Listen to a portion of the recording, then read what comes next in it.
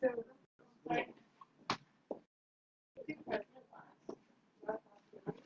we can do a second round of president at the end, but to keep it by the order that it's supposed to be, we're going to do it first. So, my name and my platform. Your name, each platform, anything you're going to talk about. Brad is going to be timing. Hi, everybody. My name is Farrah-Lilia Kerkadi. Most people just call me by Farrah. This is my third year here at Concordia University, and I've been studying majoring in poli-sci, so minor. I've been involved with the poli-sci for the PSSA, for the last 2 years. I started first as the minute keeper and the secretary during Jason's mandate, and I also, because I was the minute keeper, also attended every single executive meeting during that time, so I got to see the dynamics and how everything works. And then and then at the end of that first year, I was elected to be part of the OST as the GA, and then, which is the oversight committee, and then by October, I became the chairperson of the oversight committee. And then during that time, I had to work with the execs and made sure that everything they did were in accordance to the bylaws.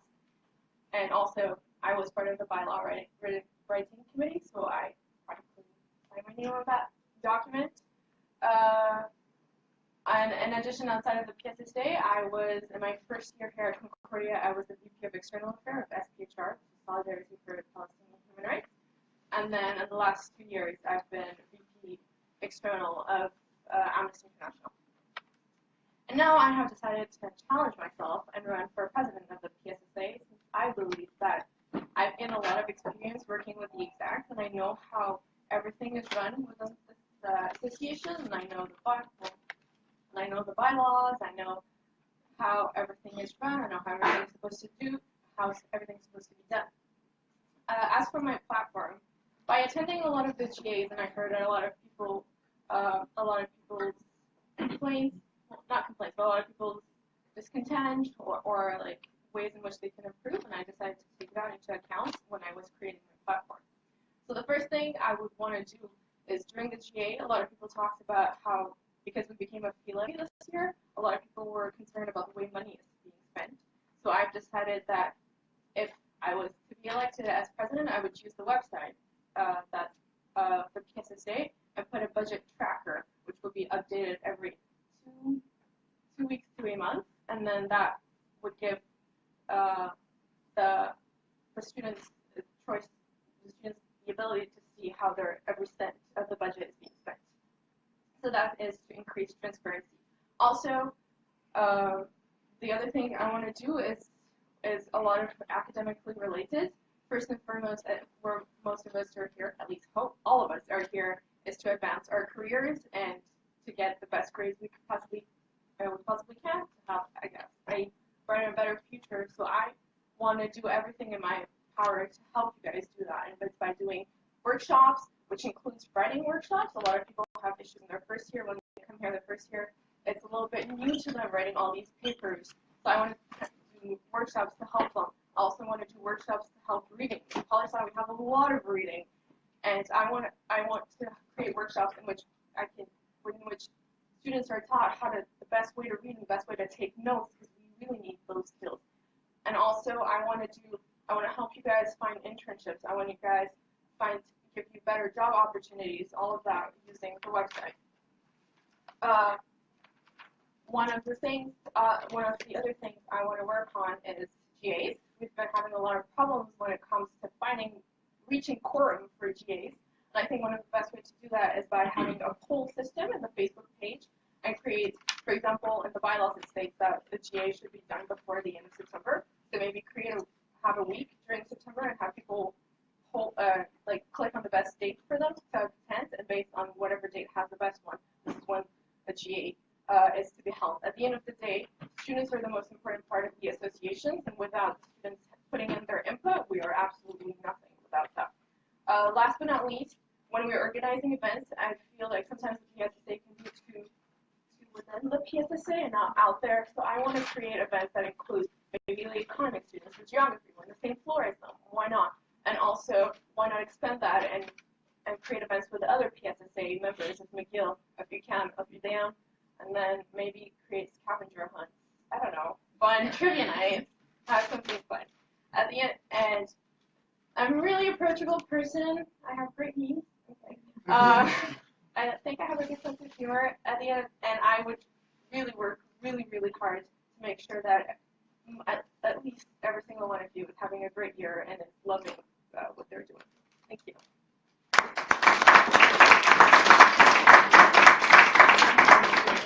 Questions? Questions, Karen? Can we do like last year where you asked one question for both candidates and it's exactly the same question? Yeah. Okay. Does anyone have questions? For me? Okay.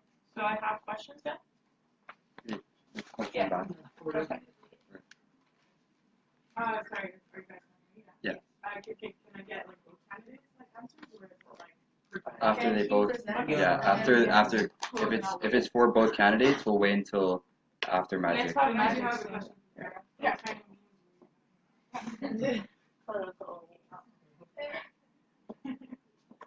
So question, do we have to wait until all the candidates have presented their platform for presidency to ask a question, or do we just track down the question and we repeat it again when the other candidates for presidency go up? I think we're gonna have Magicck go now. It's gonna be similar to Happy 2 and Bandit 2. Yes. Yeah. So Magicck, you wanna come forward? Yeah.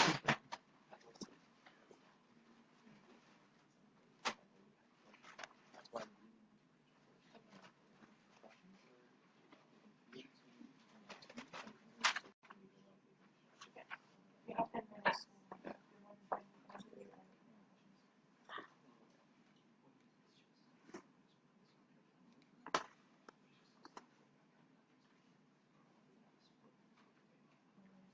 Just mention. Sorry about that.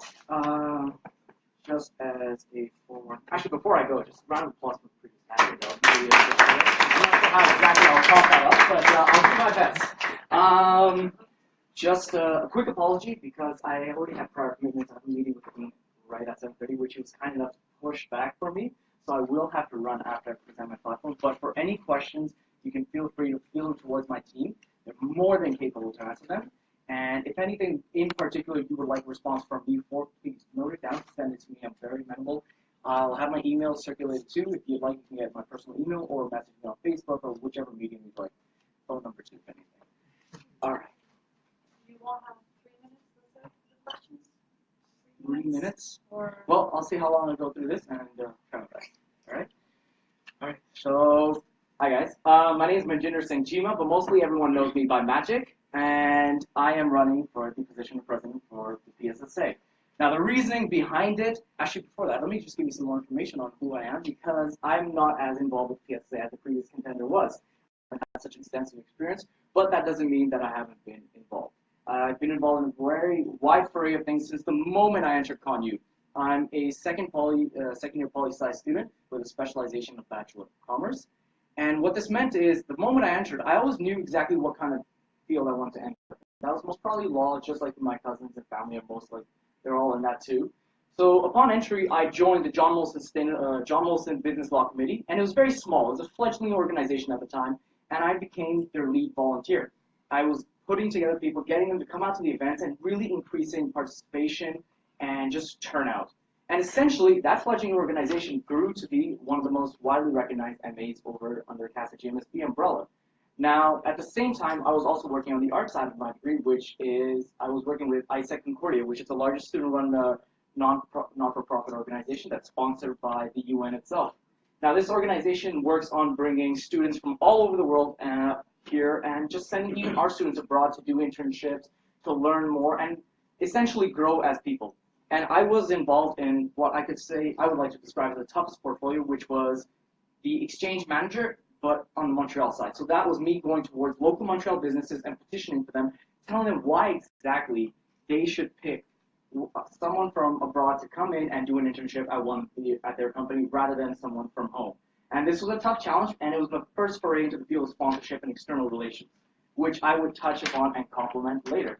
And in my second year, I decided at the time there was I really wanted to be involved, but I just wasn't sure exactly where I would go. The arts umbrella was a bit too complicated to navigate for me at the time, and I was a bit nervous and not sure exactly where to turn, what questions to ask, and I decided to do something more with the commercial aspect of my degree. So I went over to CASA GMSB, and I got involved with the John Molson State Enterprise Committee, JSEC. Now, JSEC has been my project for the last year, and JSEC used to be this shoe-in just in the back of CASA, amongst the 17 MAs, that was really hidden. You know, no one really cared too much about it, but with my involvement, I brought it to the forefront. And it's one of the most powerful and the most visibly recognized MAs there. And just last week, we had our flagship conference, BBT Business Beyond Tomorrow, which was an amazing success. And I'm saying all of this because it shows just I'm a fixer and such.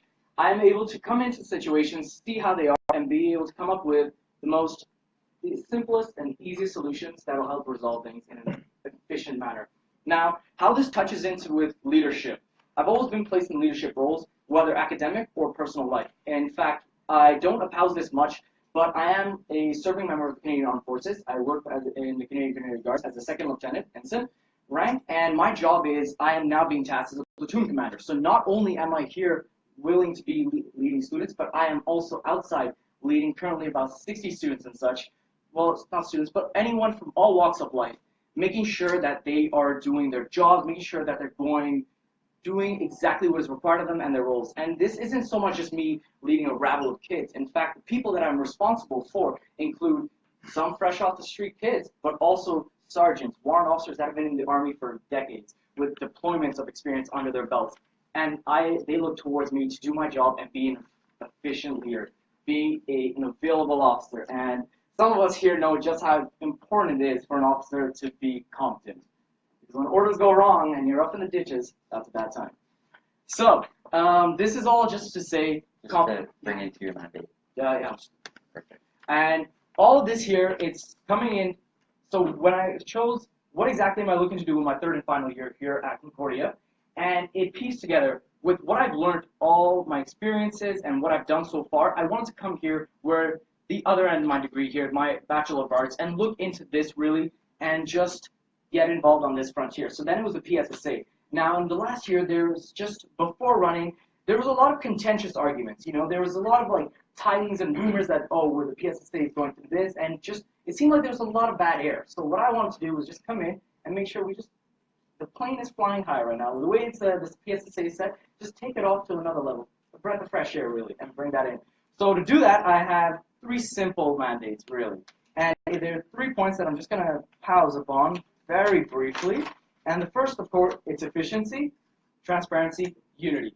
Now the first point, in efficiency, I look to increase the efficiency the way the PSSA is run by finding out the best methods to provide resources to my team of executives. Because the president can stand and talk all he wants, but the president can't get everything done. It's the team. It's the executives that are generally responsible for bringing change. And if I cannot provide the team of executives the resources they need to bring out their projects, I would not be effective as a president. So by efficiency, it's generally looking forward to it, like pushing all resources towards them as can be.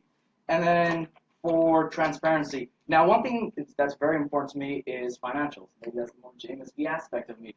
The finance is something that's also very contentious when it comes to the PSSA, because the PSSA, as we all know, we have a decent amount of change. And a lot of people start asking questions when the quorum purse is so large. Now, this is one of the reasons that drew me to the PSSA too, just where exactly is this funding going? And now, for more nuanced details on exactly how we're going to be allocating funding and making this more transparent, my VP Finance will touch upon this in his platform. But finance is definitely going to be a key approach, and look forward towards that. And then finally, unity. This is the one principle that comes most important to me. I've always been someone that's not I-oriented, rather team. Whenever it's anywhere I'm going, if I'm stepping foot forward, I'm making sure my team's right with me and they're able to keep up. So to increase unity, it's the issue of no one coming to, for example, GAs, no one coming to our voting procedures and methods and not respecting these, because if people don't raise their hands or voices and vote come out, there's nothing we can do. And then that just makes them, they question why exactly are we here. So when it comes to unity, really driving the entire student body together, and I feel like I am in such a position where I'm susceptible to be able to mobilize people to come out, vote, and attend. Yeah, and Yeah, good.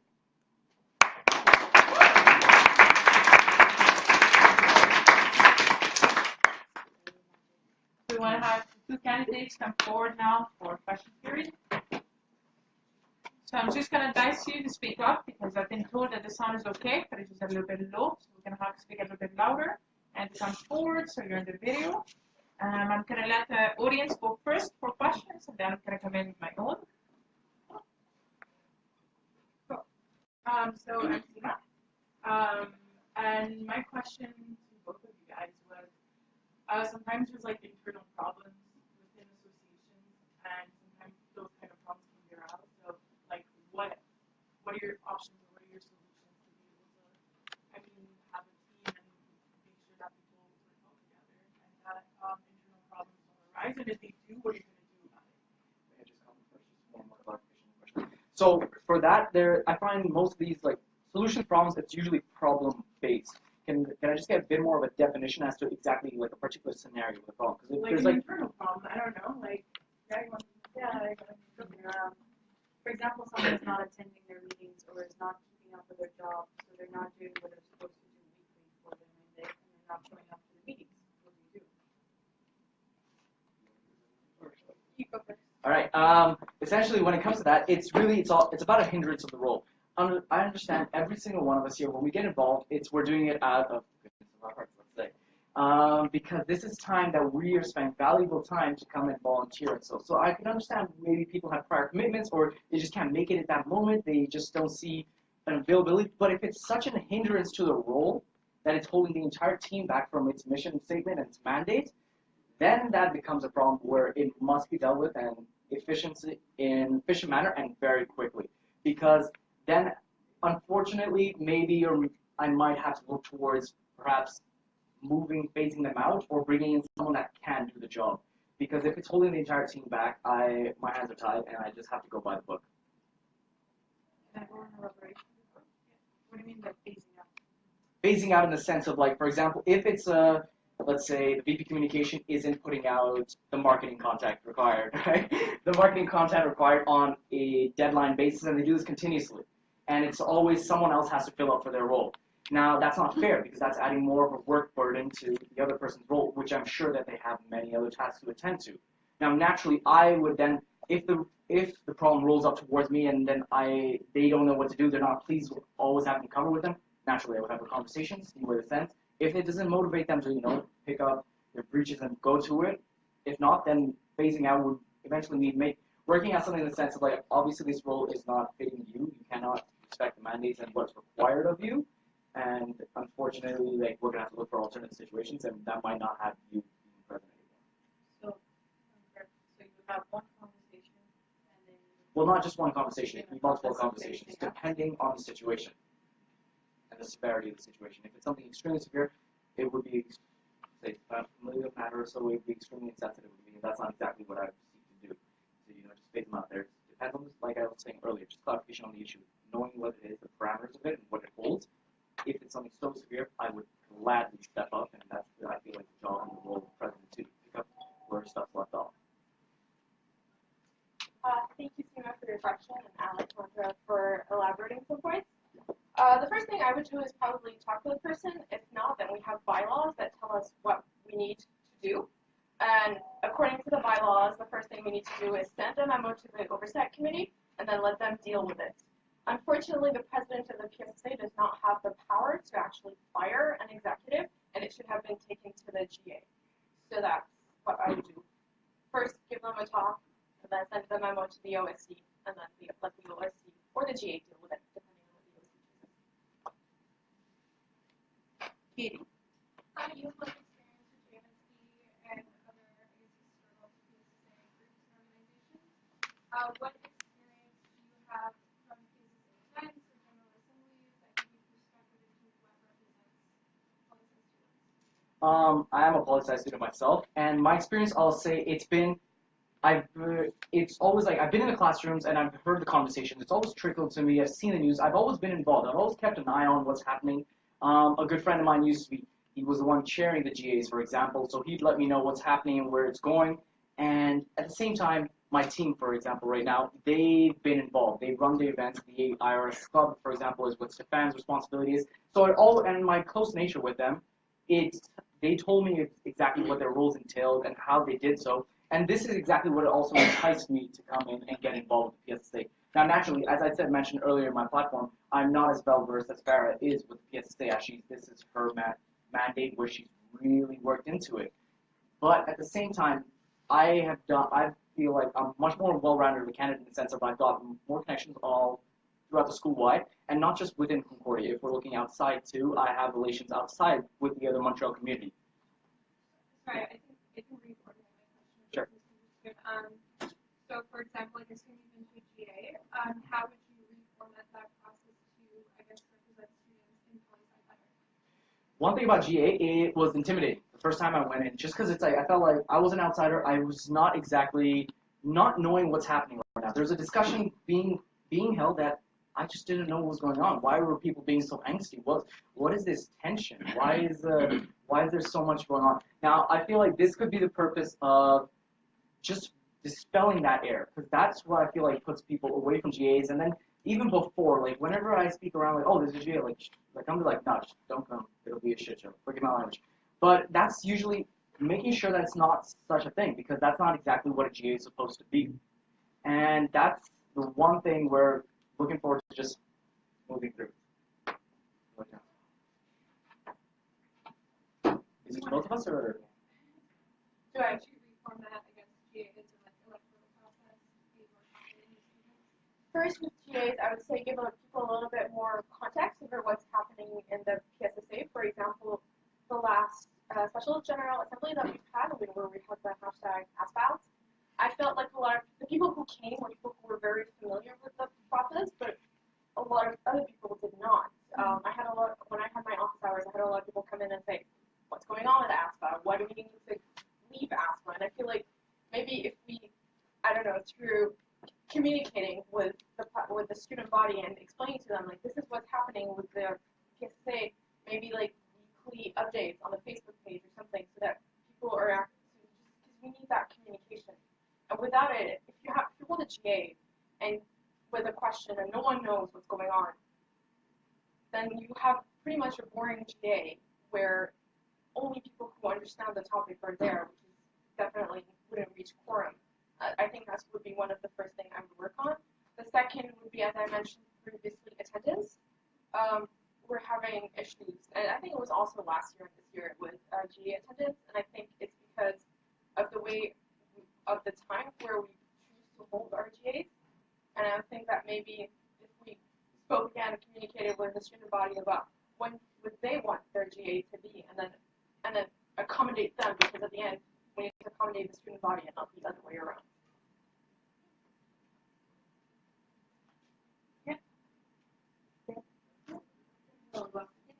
How are you gonna like this question obviously is for both of you. How do you want new students to engage in the PSSA? Like, how would you get new students to get like motivated into like engaging with their political science association? For that, really, the way I see it, like, work happens at the ground level. You can always planify it and everything and put it together and then put it into motion, but until you're there at the ground level, it doesn't change. For engagement, I'm a big fan of the word of mouth method. I need to be there present, just pitching this face to face, looking. I am more than willing to, like at the beginning of the year, classroom presentations, to like load it up, just making sure students know exactly that we're here for them. We are your voice. If there's any queries you have, please feel free to reach us. Please feel free to contact us. We will speak on your behalf, no matter how intimidating the question might be, no matter how big or small. And at the same time, this also falls into the portfolio events.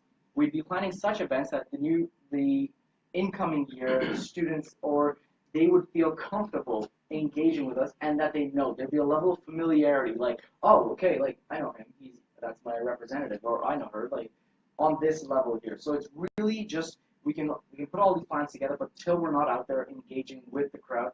And this also, we can't ignore the fact, like, our teachers, just making sure that teachers too, like if the teachers need resources, let them come, like, let's work with them on more fronts. So that way the teachers can also promote exactly the work that we do, because the teachers are the ones that are going to be in there with them day in, day out. This year, I think, or actually this year, they've started this whole ambassadors program where they choose students from different years and they send them out to talk about the PSSA to first year, especially the 20 level classes. I think I would optimize that idea since it's already a really good one, and I would optimize it and probably create events that would cater mostly to first year about like, this is the PSSA, this is what's going on. I don't know, maybe like I said, for first years, and then we bring in also students so that they can have conversation with them, would probably just like have events that just cater to them, and also mass to mass. Yeah. Yeah. Just let me go first since you already asked. Sorry. Now that you mentioned you're going to engage into, you're going to try to engage older students, like third years and fourth years. What exactly is your like plan into making them more engaged into political science and association? Because there's still students, right? We can't only focus on the first years. You got to focus on like the other years as well. So what's your plan to like making them engaged? Well, I didn't say that I would only focus on first years and Oh third no, years. it's a question for both of you. Only Yeah. Sorry. Can I? Oh yeah, go Just ahead. finish my train of thought. Sorry. I think when it comes to engagement, start with first years because like if you figure out about the PSSA during your last year, it's probably like I mean I'm not saying don't focus on last year, but I'm saying like if you want people to get involved, start it at the first level. But at the end of the day, every single event is for everybody. But you can always try to cater to the needs of a single platform, and then you continue going on with that, and then you're just trying to get your name out there. When it comes to it, I would look at it, for example, the third and fourth years. If I'm understanding your question correctly, just to phrase it to you, it's how would we get them involved in such programs? What's the incentive for them to be helping us achieve this? So for me, the way I see it, when you're in your third, fourth year, you're looking towards what's next for you. You've really gotten your taste of the university experience. You're looking forward, maybe I'm going towards higher studies, maybe I'm going to enter a job. That's what you're looking at. Now, you've accumulated a certain degree of knowledge and experience, and I feel like that is extremely valuable, and you stand in a better position to share that with those that just entered. If I can help incite these third and fourth years that this is the value for you, that you can help leverage the careers, the academic careers of these new entrants to a higher level, make sure that they just don't repeat the same mistakes that you did. It's kind of like a big brother, big sister kind of like method there. Just making sure, look out for your own, essentially. The mistakes that perhaps you made, make sure that they aren't repeated with the new entrants. So realistically, if this sounds a lot like goodwill and like charity, like why would they even want to invest their time, precious resources into helping the PSSA do this? But realistically, there are people out there like this. Everyone is more than willing to give out a hand. And if this is what's needed to inspire the first years and figure out, just track on exactly where and what not to do, this is what I'll hopefully look to achieve. So I mentioned you saying ASPA out. Yeah. So I was wondering if presidents, what do you guys think about ASPA and how do you guys proceed with that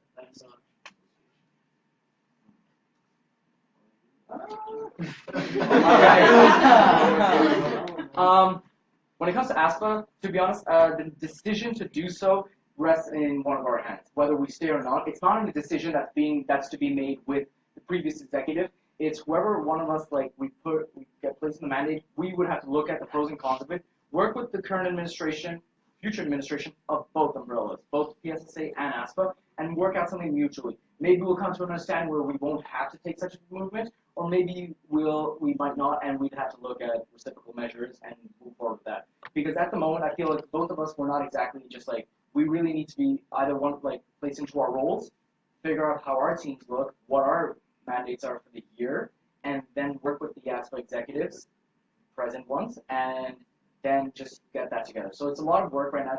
It's a preemptive question, which is on the back front, or it's in the back of my mind, and it's something we're looking towards. But unfortunately, it feels like there might be legal repercussions. So we might have legal counsel, for example, just to guide us on what this process is. So I'm not at liberty to speak much on it, I feel. So again, we're representing the students, and at the end of the day, it's the student that decides whether or not the PSSA should leave ASPA, and it comes out usually as a referendum question. Personally, this is the first year that the PSSA had its own bylaws. The PSSA had its own fee levy and subsidiaries, and it's a year of firsts. I think personally that if the students want to leave ASPA, then I would suggest that maybe wait a couple of years until the structure of the PSSA solidifies and is strong enough to leave ASPA. But at the end of the day, it's the student that decides through referendum whether or not they want to leave ASPA.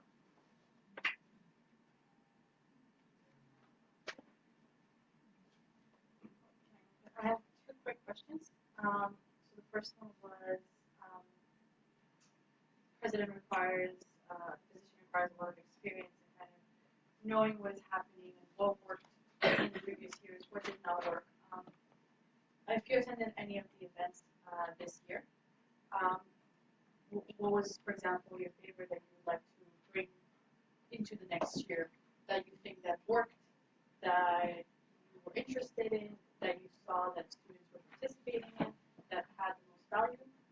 What event was that, and how would you either improve on it or bring it back? Two answers to that. One, event-wise, there's two things that I really enjoyed, and one of them, in fact, that I liked so much that I applied it over what I was doing at JMSB. It was a strategy of how you guys pitched your events. You would send out email newsletters at the beginning of the month, what's coming forward. That's something that we didn't have over there. Our events were just kind of whim, spur on the thing, like, oh, watch out for this 2-3 weeks, we're doing this. I really love the planification of the events and the calendarize, the facet of it, how you could access it. What I love the most, one thing that over there we used to do is like Sync sets every Thursday, like there's one going on right now, or just ended, I believe. But they always seem to just draw the same crowd. What I liked here, though, the events, the best ones were just the little coffee pop-ups, for example, like here on the 12th floor. Just come by, have coffee, meet your executive team, which I think is absolutely necessary in the sense of like it keeps familiarity going. We know who our team is, who represents us. So those I would definitely love to look forward to keeping through. Thank you. I absolutely loved the trivia nights. I thought that the turnout was insane, and I would keep doing that between subsidiaries and maybe, as I previously mentioned, maybe between different MAs or different state departments. I would love to challenge McGill's PSSA and see their knowledge and stuff. Yeah, what was the second part of the question? Sorry. There's just one event, like how would you incorporate it into next year? How would you make it? Yeah, I would just like change maybe like keep the subsidiaries on because they were really popular at MAs and kids. One last quick question. As I can see, both of you are really busy and you have previous priorities and other attachments that you have to go to, for example, you have to do, and you're all both really busy. President is a full-time job, and we've seen that a lot of us, we've taken less hours of work, some taken barely any classes to fill that position, and it requires a lot of effort, a lot of time. How would you make priority for the PSSA since you're the president? Personally, I feel like in the sense of workload-wise, it actually might be, I'd be doing less in a sense considering how this year has gone for me. Because this year I have overloaded myself academically, in the first and foremost. My job outside of school, when I first phased into it, I was just looking towards like getting more responsibility and seeing how it develops. And when it came crushing down, and it was a lot. Now, I feel like I'm at this great position where I've negotiated a balance at work, and with this too, I won't have so much running back and forth, because while this year I was running JSEC, but at the same time I was a local spokesperson for Casa Champions Beats in itself. So it just became, I was fitting in too many roles, and next year I'm looking forward to just slimming down my portfolio and just working on one thing consistently. So I agree with you, the workload can be insurmountable, but at the same time I feel like it's a challenge I'm very willing to and prepared to take on, and something that I'll have to look forward to. So would PSSA be your priority? Are you willing to cut some other? It will have to be, and that's the thing, I'm here for service to students. Just the students are my top priority at the end of the day. Technically, our mandate starts on May 1st, and I would probably plan as much as I can for the fall semester into the summer. Again, as I've mentioned earlier, I saw Jason and Nora, and I've seen how busy they were during these 2 years, and I understand how much work we have to put into this. Also, since it's my last year, I'm only taking 3 classes each semester, so I would. And also, if I become president, it would literally be the only thing I would be doing during that year. Okay. Now, does anyone have any more questions? Because I'm going to jump into my questions. Okay. So the question that I have for both of you, the first one is, PSSA has long been working to establish itself not only as a political science student association, but also as an association that serves the greater community of Concordia and Montreal. We've established several journals, we've established several societies, and we've established several collaborations that extend past the walls of Concordia. So where do you see taking that into account? How do you see the role of Concordia within the greater, how do you see the role of the PSSA within the greater Concordia and Montreal community? Where do you want to take it? And what do you think contributions to this mission are going to be? Okay, thanks, Lauren. When it comes to the community, I feel like it is our duty to give back to our community, and I would love to create some sort of society that deals with helping, whether it's helping children at school study and things like that. I would love to do that. Also, I would love to organize events where all the funds that collected is given back to the community, depending on whatever charity the people that paid for decide to go to. Personally, there's many ideas where like how I would love to give back to the community, but essentially what it comes down to is I want to empower the students themselves. So I would look favorably upon just getting students involved in the sense of like what are the students, what is important to them, how do they seek to influence their community. If there's an idea that really strikes out, maybe as the PSSA we can be that link for the student and help make their vision come to fruition.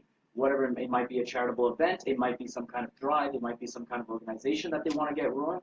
So once again, as of Lena's question, we can all planify this, but until we're on the ground level, seeing change being enacted in front of us and speaking to the students and seeing what's important to them, that would be the best way for me to pose an answer on that. Okay.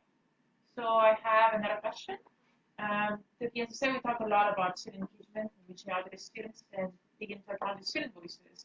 So when you send out an email to 1,500 students and there's a 2.8% opening rate to that email, when there's events out on Facebook, we only reach 500 persons for that event. And when GAs don't necessarily meet quorum, how are you planning on getting the voice and how are you planning on exactly taking into account the voices of 1,500 persons when you only get feedback of 20? That's for both of you. When it comes down to that, like it requires a new strategy, a new implementation of, well, if it's not working for us right now, maybe look towards something else, some other organization. How are they reaching their students? What's the mode that works best? And really just adapting to that. But at the same time, that doesn't mean giving up on what we're doing, because these are valuable resources and these are like established links so far that could work. Now, it comes back, like, once again, to what Lena's question was about how we're going to raise engagement with the first years. And one thing I'm a huge proponent of is classrooms and getting the profs involved too, because it's always the small selections that have the most sway and influence on what it is that we do. And these are the ones that when students will come out to vote and when they realize just how much influence and power their ballot has here and how it's going to affect their entire academic careers for a year, that's when I feel like if I can make them more amenable to that weight, they would naturally come to be more involved. I would, again, utilize my student ambassadors and let them go to classes and try to reach as much as possible. I will try to get surveys around. I don't know if that would ever work, but I will try. Again, try to look for a different way to reach the people. We're in the social media era where a lot of the things we're to social media. Not a lot of us open our emails unless we're waiting for one particular email. So maybe work through something that, because no one is going to stay reading hours and hours in newsletter. No one does that. It takes too much time, and we're in a world where everything needs to be really fast and done really quick. Again, speak to ambassadors, speak face-to-face to students, see what's the best way to reach them. At the end of the day, we all go to events because our friends are going. Not all of us will go to an event alone. And if we reach at least that circle of people, then. Okay. And I'm going to go in with more questions again.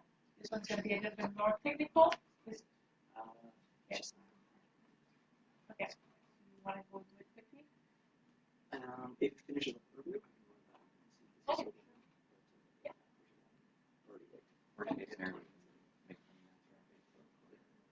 Yeah, sure.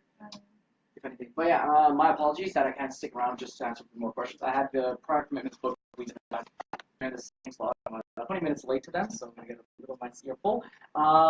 But if there's any questions you guys have any more directly towards me that you would love an answer to, please, my email will be circulated, I hope. And you can reach me on social media or anything in the events, feel free to just drop whatever there, and we'll get back to you as soon as possible. And if it's something extremely pressing, I'm more than confident. My team here, they're more than viable, they're more than competent to answer those questions if it's in their realm. Perfect. All right. Thank you.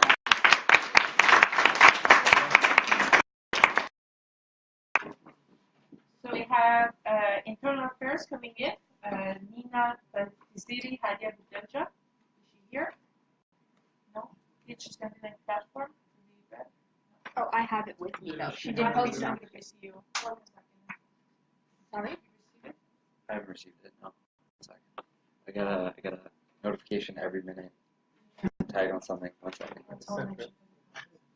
Yeah, I got the email saying she can come, but I told her to send it to me.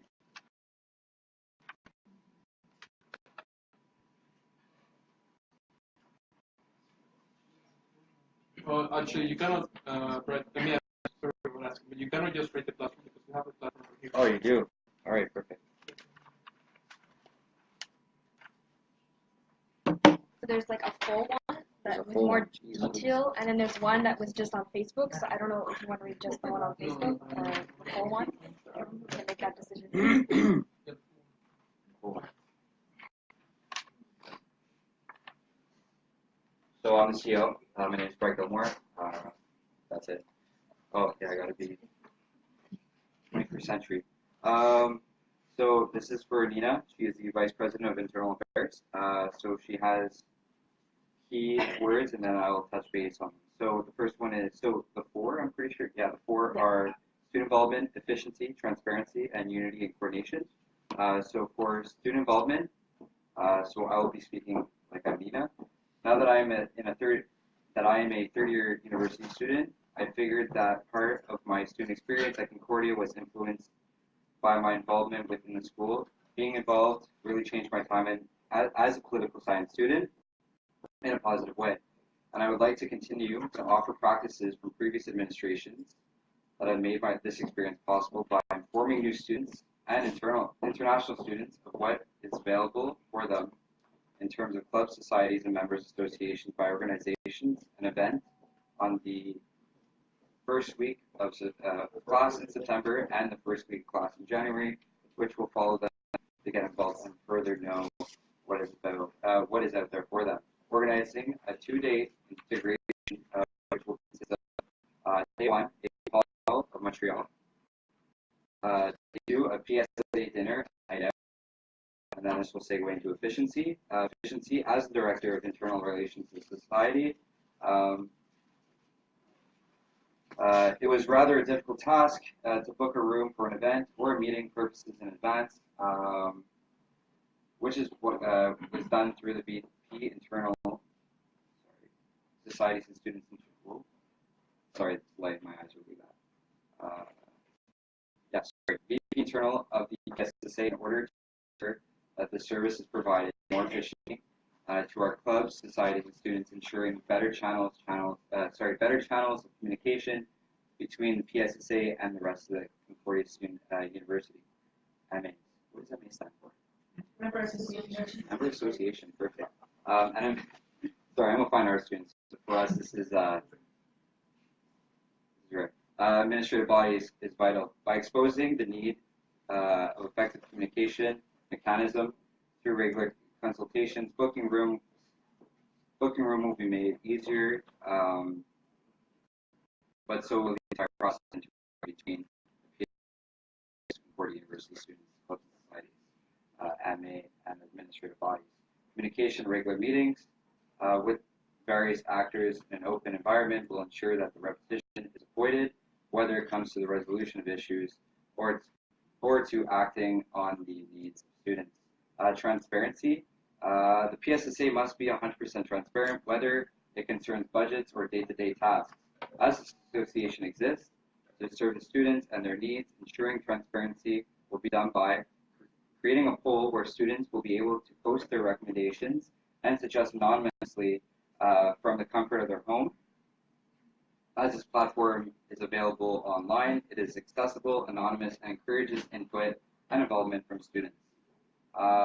In addition, there are 3 mandatory General Assemblies that the association hosts. We will have 2 supplementary General Assemblies in order for the students to express themselves in front of the executive team. This allows students to have a direct impact and to be heard through a question-answer period, as well as to be updated on executive team tasks.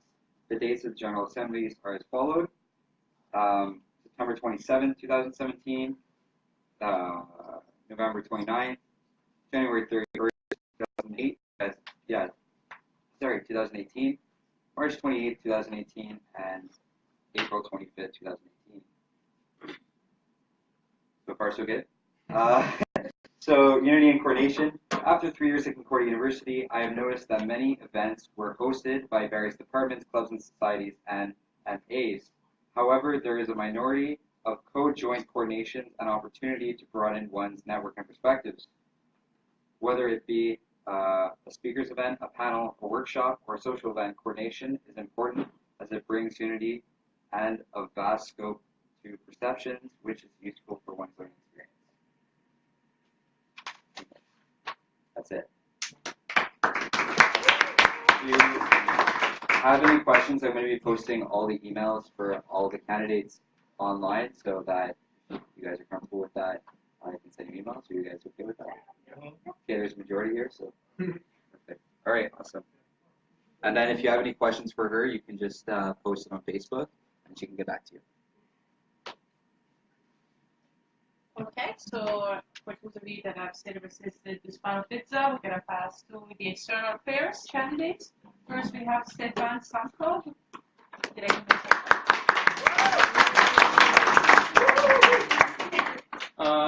So I think most of you know my name. My name is Stephann. I'm originally from Venezuela. I've been in Canada around 3 years now. I'm going to tell you why I'm running first.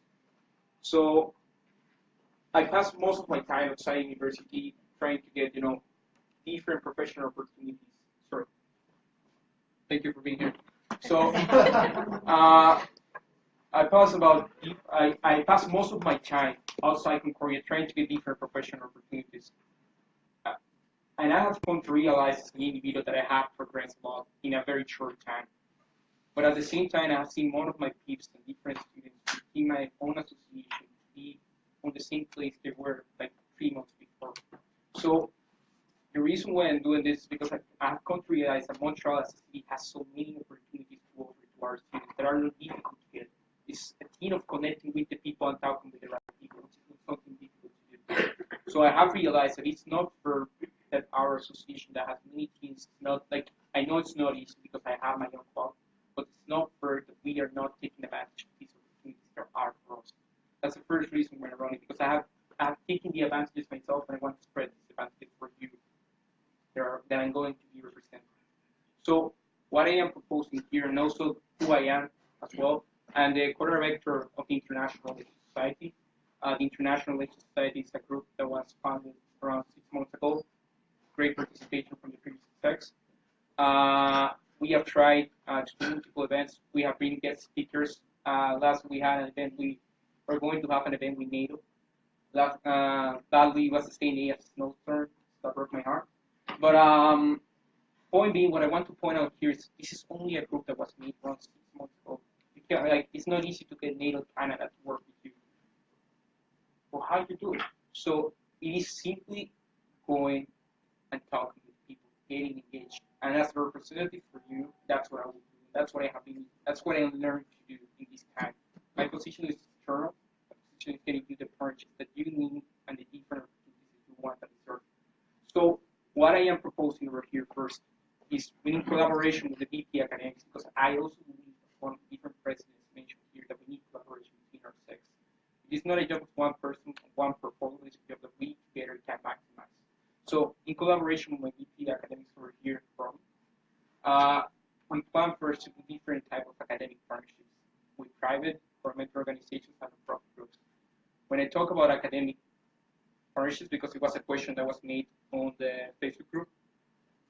I talk about first internships. I talk about volunteer opportunities. I talk about certified workshops, which I'm going to touch more upon later. I talk about bursaries and scholarships. Those are the key themes that I want to get for our association.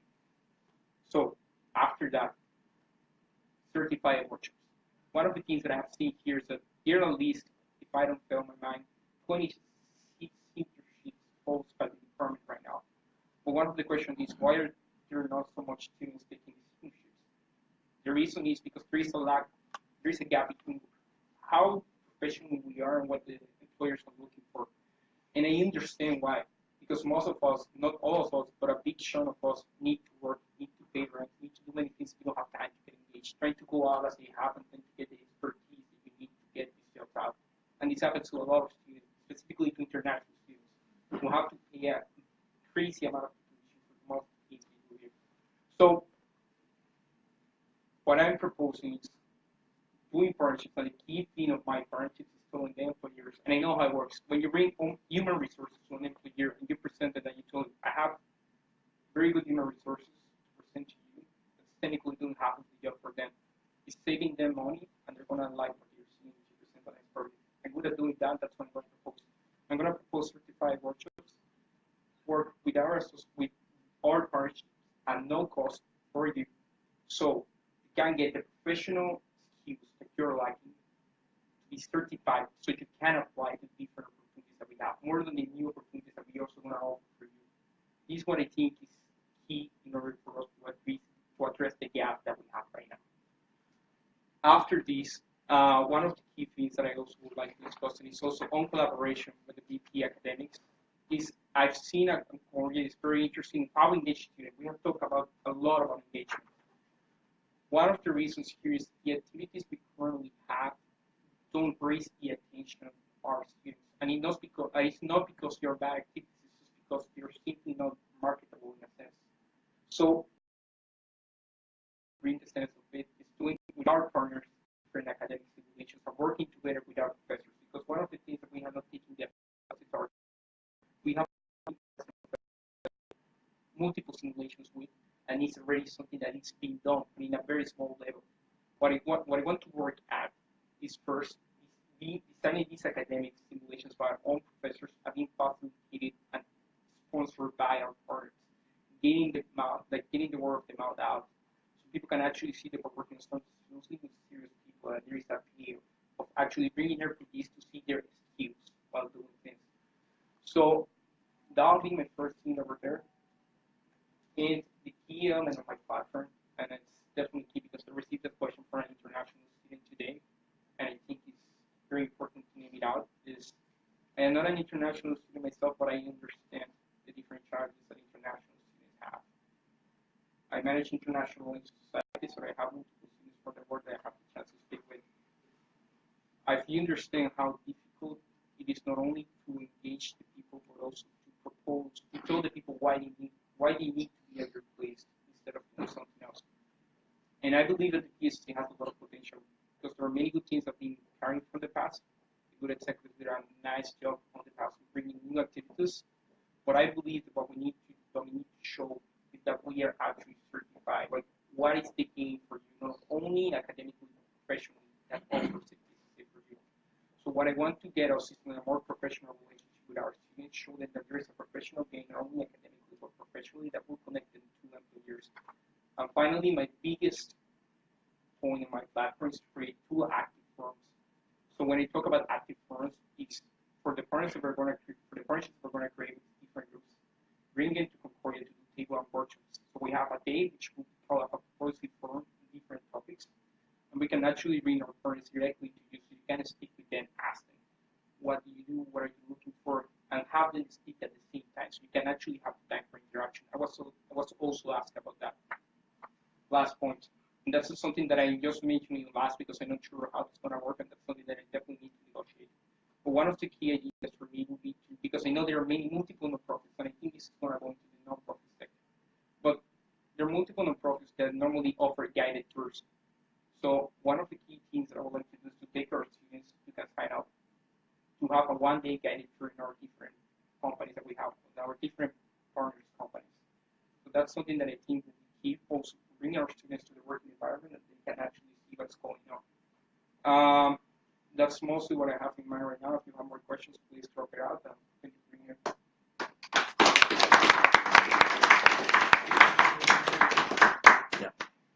In order to bring IOs and NGOs,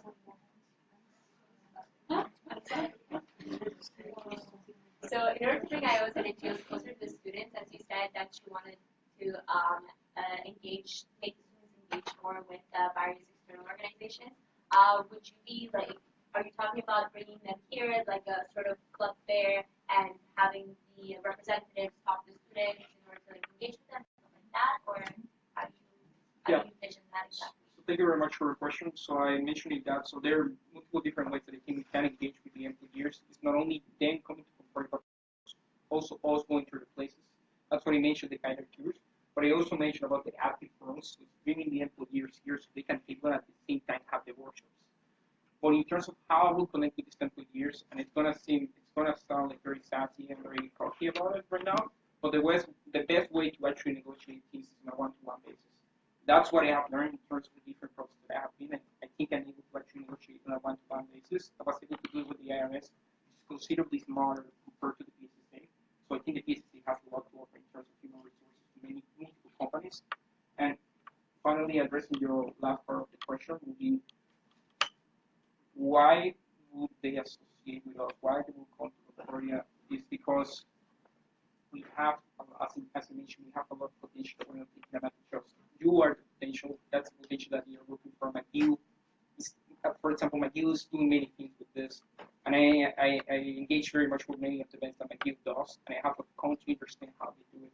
So I would like to replicate many of the good practices because we have to understand that their good practices serve us. Nevertheless, there are multiple things that have been done already by the university. For example, not too long ago, the German consul was here, right? Yeah. There are multiple different events that I would like to continue the tradition of.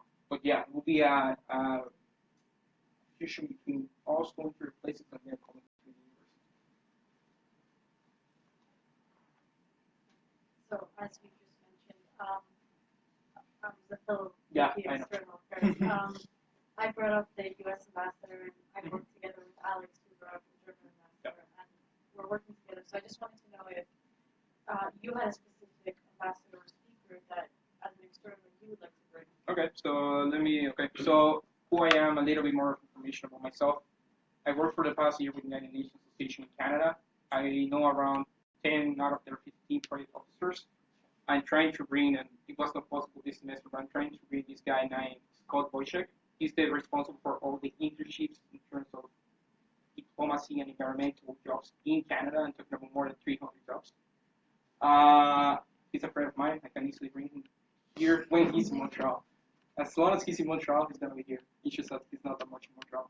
But in terms of consulates, one of the things that I also learned, and it's not that difficult, is I work for Ayman, which is Canadian Model of International Nations.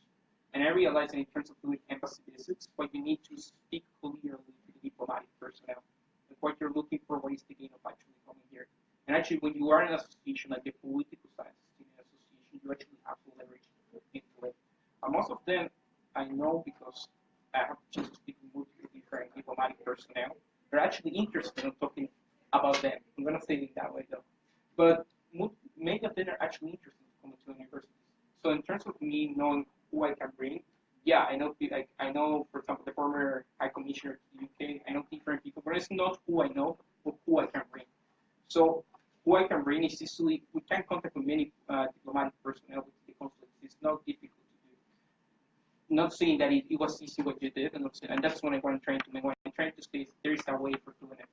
So exactly what I would like to post and continue this, and I think it's a fantastic idea was done, trying to bring more consulate bases so that you actually have the chance to connect with the different diplomatic personnel. And I want to talk about the IRS because I have something planned with the IRS into that, but it goes in that way, and what I believe, and answering your question, is how do you negotiate this? I think that's the key aspect. It's not who I know, but who I can know. Well, actually, you can do a follow-up. we realized that, well, by doing those events, it's not really who you bring, but as well what that person is going to bring to the students. So a lot of our students are always interested to see someone high profile come to our school. First of all, it brings publicity to our school, which is always good, name and image, but it also lets people learn about different issues, which is important. However, a lot of students, by attending those events, they always want something in return from those events. So, for example, what I found was the work 12 was when the U.S. ambassador came was the opportunity for an internship. Is it something you're thinking, what would be your aspect that you would incorporate by inviting someone that can give something back to students? So what I have learned, and this is something most personally, and I will say that this is the first thing I'm going to say, but this is more of an advice, is it's not likely in life that you're going to meet someone that's directly going to offer you an opportunity. That doesn't happen very often. It's not likely. What you need to do, and that's where the opportunity actually lays, is to start networking with someone. When you meet someone who's high profile, as Sandra was saying, the best thing you can do is actually start talking to that person and try to enter into his network. Say, they're going to have events later, what they're going to do, try to get engaged. That's the way what I would like to do. But getting more to your points, when I talk about our partners, for example, I talked to 2 different members of parliament with the IRS. It has been difficult. Obviously, it's going to be a little bit more formal right now in this time because we have the new budget. But when I bring a member, what they are bringing to you, what I think they can actually give to you is telling you what's happening around. Like, it's very difficult to bring a high-profile speaker, and this is me being sincere, because this is the experience I have. It's very difficult to bring a very high-profile speaker to tell you, I have opportunities for you, 20 people, be happy. I don't think that's the way it works, but the way it works is that he's going to tell you, this is what's happening for here, this is what's happening for here, this is what's happening for here. And it's on your part, because I'm going to be realistic about that, and this is why I'm here today, is because I took the opportunities. And there needs to be some proactive different student body as well. I'm going to facilitate to the speaker, so the speaker can actually tell you what's happening. We need to be proactive as a student body. So this is just my advice in taking on. But I believe there is actually where the opportunity lays, on the knowledge that the person you're encountering is going to give you. So that you should actually take advantage.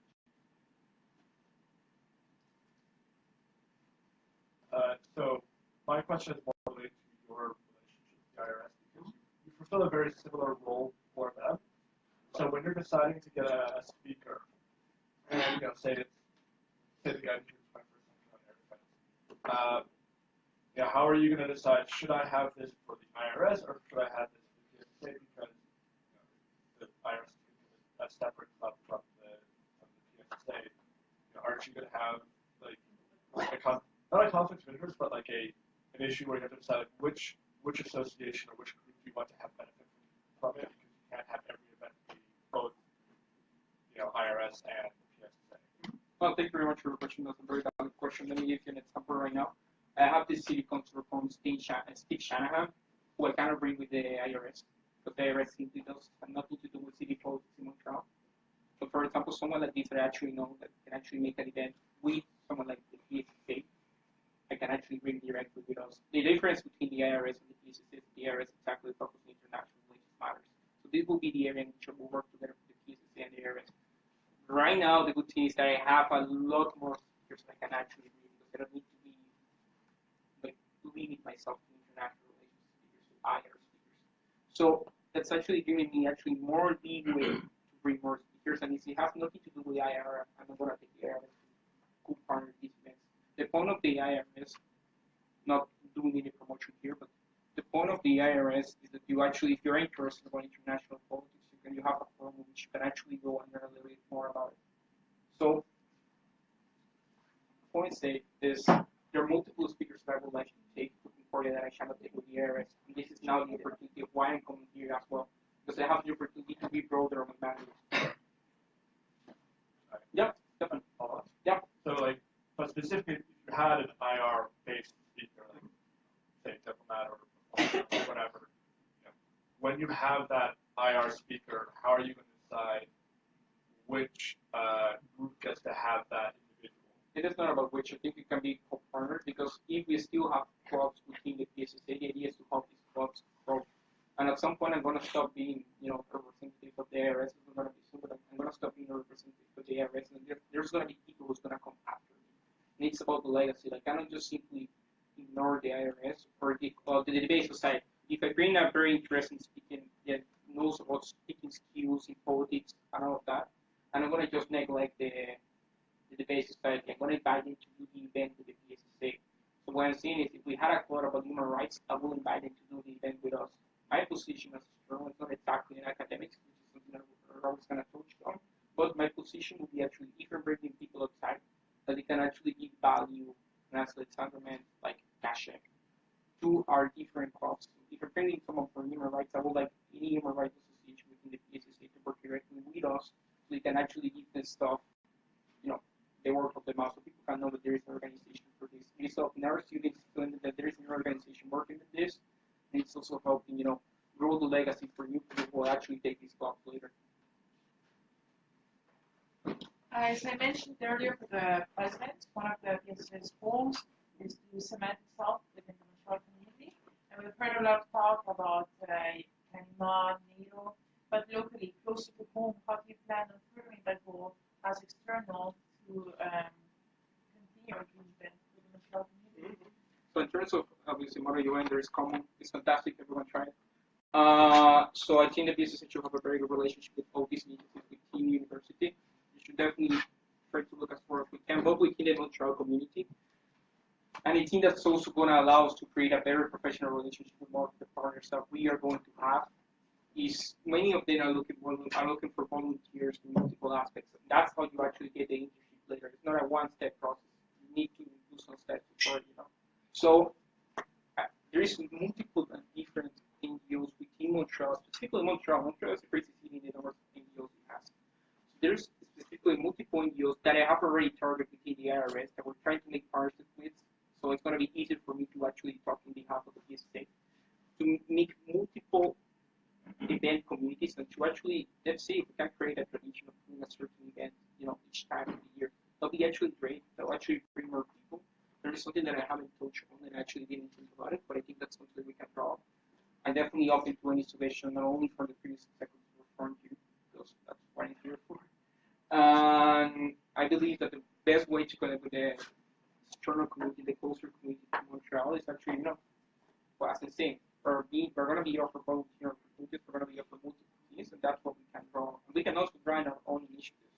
So what I'm going to tell you right now, and that's, I don't know everything, I'm trying to do my best here, I need your support. I need your support to actually be creative, to engage in our process within the PSSA, because that's one of the things that we need to grow. I need you to be engaged with me and to actually tell me these are the type of activities that we would like to do. We can draw on that. So I pass the mic to you guys.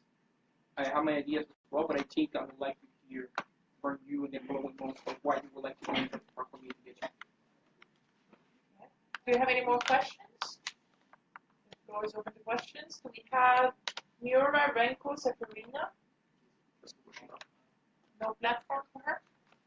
Correct? No? Okay. So we're going to move on to a break. There's food at the back. Feel free to grab some.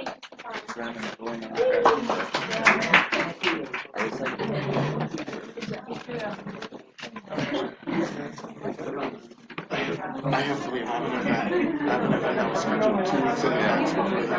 Okay, I'll send me your, you have it with you? I could read it off to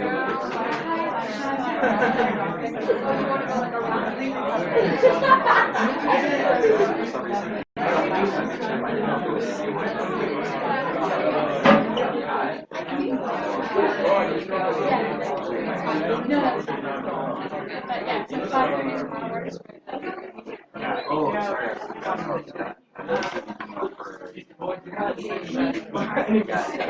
I'm sorry. I should find got the library. How long did it take? Put it in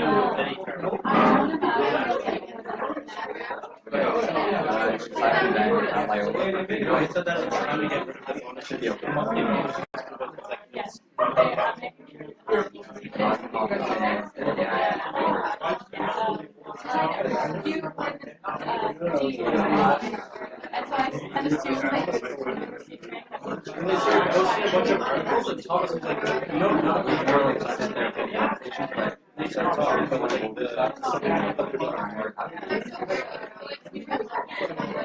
Dude,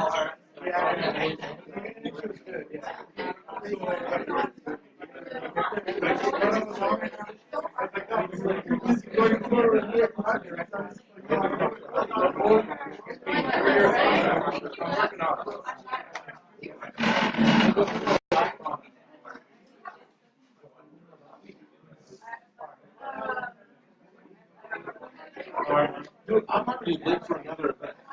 By an hour. By what?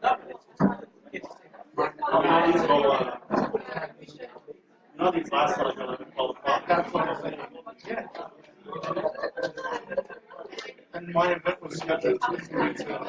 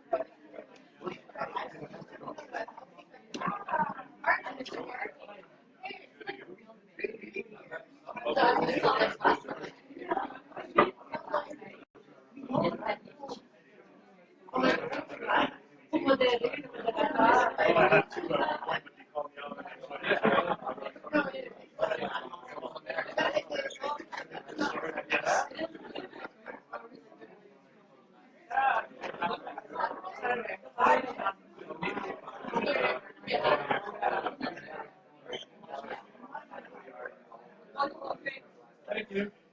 I hope that was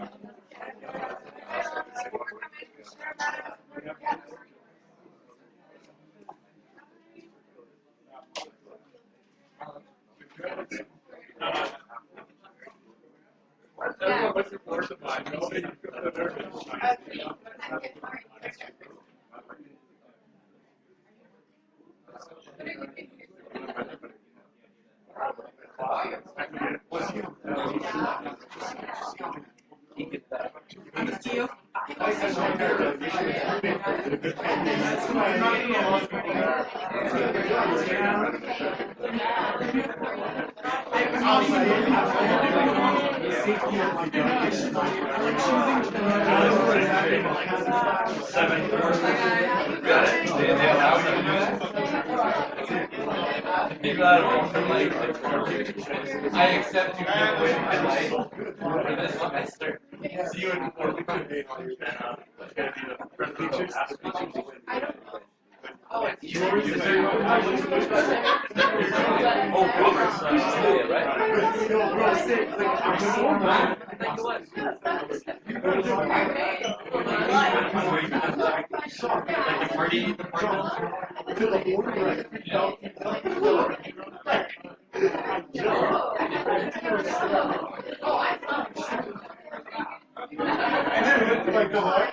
So I'm so mad that the photographer didn't catch the picture. Honestly,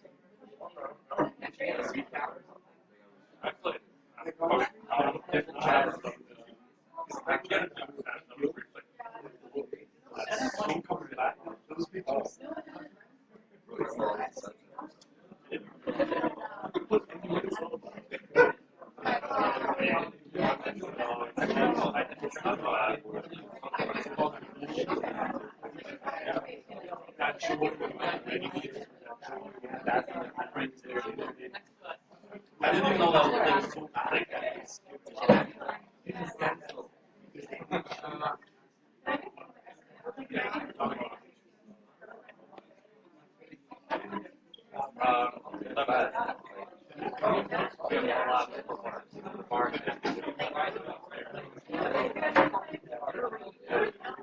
Oh yeah.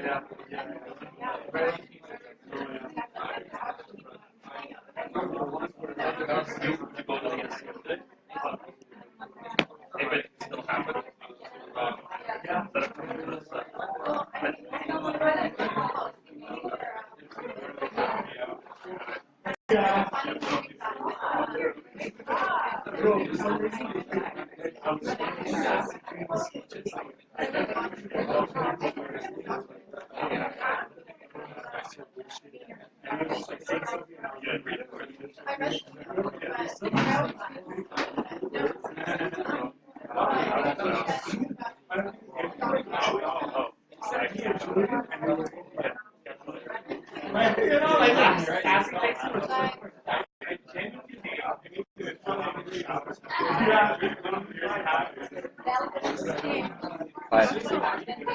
Yeah, I think so. Okay, I was just wondering if you have written out the email for me. Yeah, I'm sending it now. Cool. Perfect. Just have to get some for Caleb, and then yeah, I can send it. Okay, So you just great. want me to send Yeah, as for bylaws, like, you need to send me the list of all the registered candidates, Yeah. and then the election dates and stuff like that. Okay. Yeah. Okay. Cool. All right. Bye. Bye.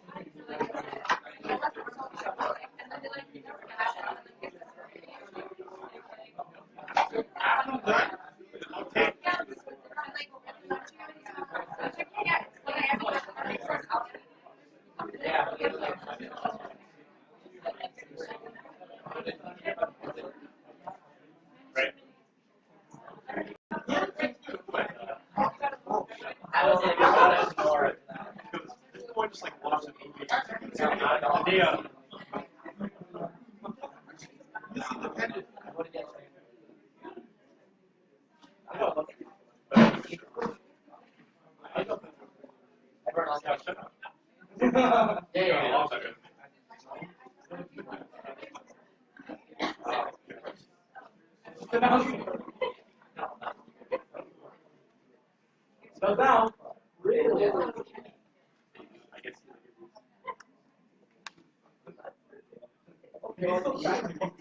I didn't know.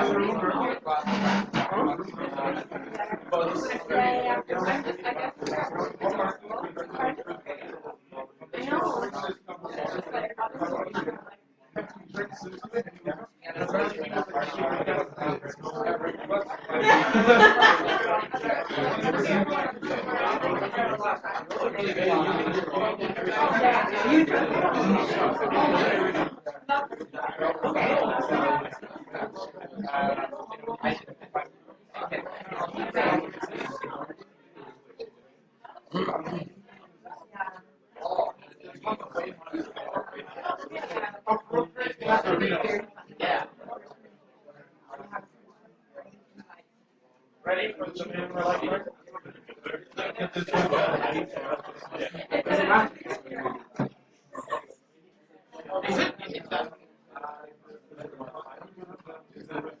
No, because I'm supposed to get another tribute.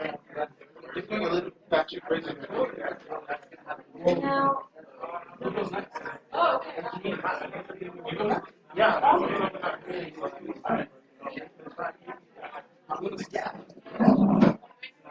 Are you staying or? I'm gonna stay for a bit. I'm gonna stay for a bit.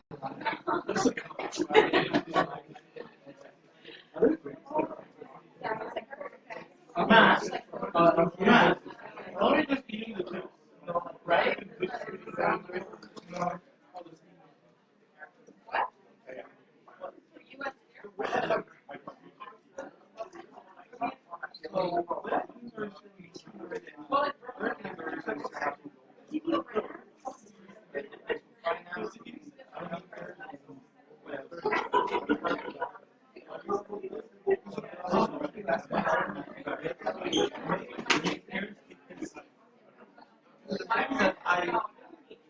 I am studying to Concordia and I should be able to decide to do this.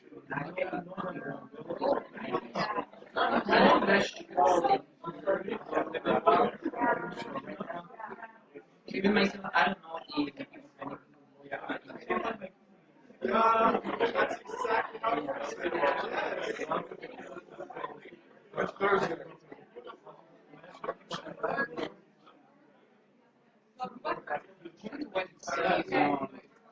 On the page.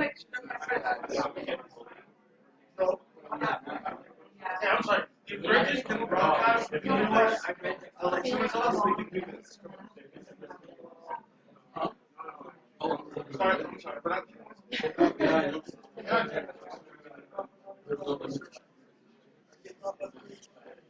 I'm only wearing a sweater and a t-shirt.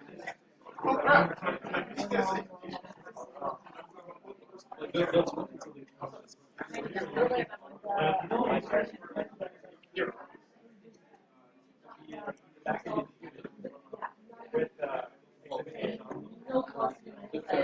I know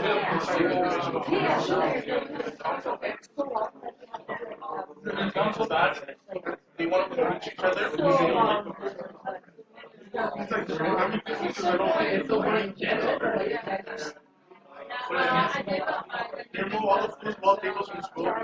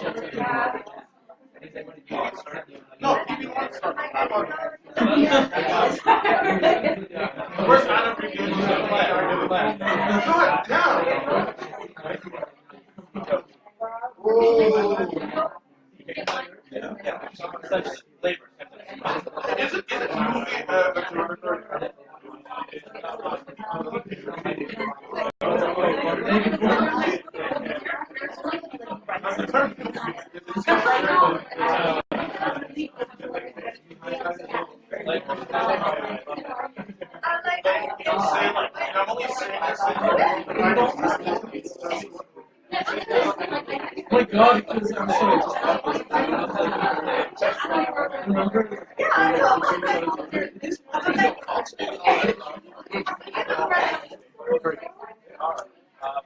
Before we start, gonna make a quick announcement because I forgot to say this. There is this is a very great opportunity with an NGO called Concordia. They're from London, they always, and in the last 10 years, they've been twice to Montreal. They're coming to church in a couple of days. I did the program last, it's a program, a 3-day program.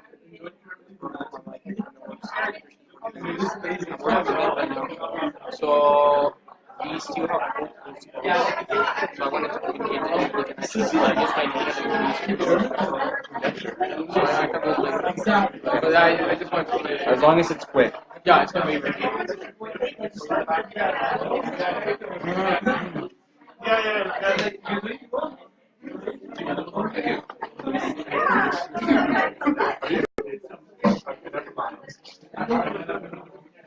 Is it possible to start back again? I think we'll be starting again soon. I remember Nora said we'll start soon.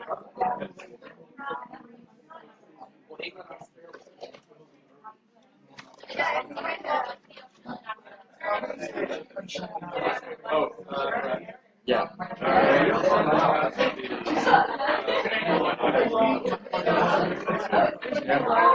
Not sure why not, but we're really pressed for time, so we're probably going to run through everything.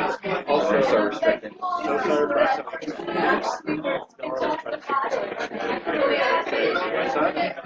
it's fine. Okay, don't worry about it.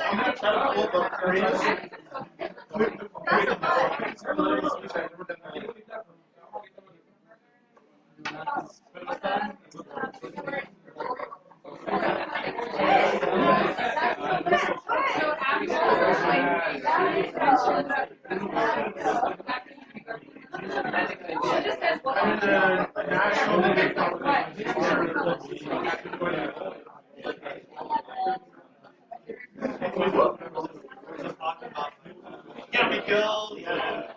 You put it tomorrow, man. Everyone with their questions here, please.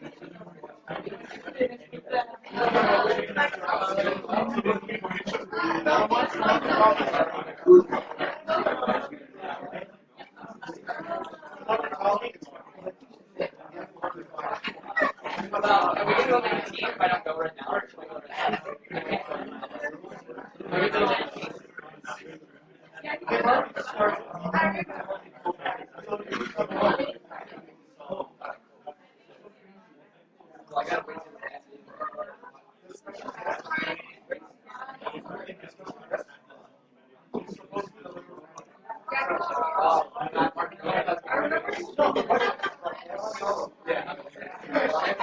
I didn't even think about that. Yeah.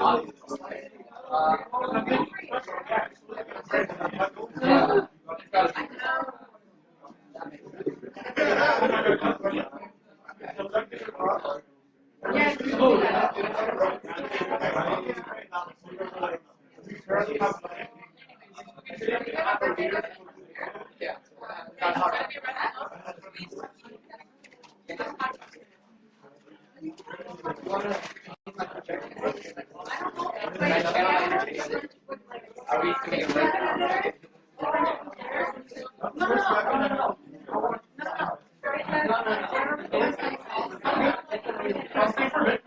Everybody, please.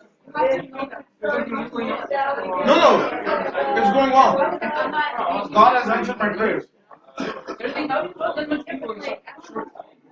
I'm guessing it's because the sun was still out at 7.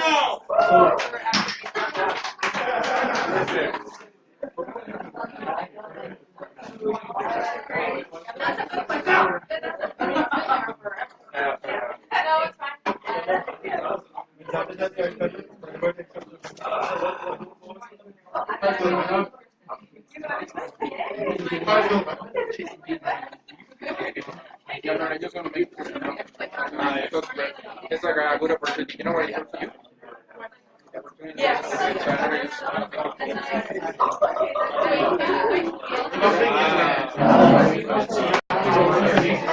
Sorry? Yeah, but there's like 2 people watching it, so. Well.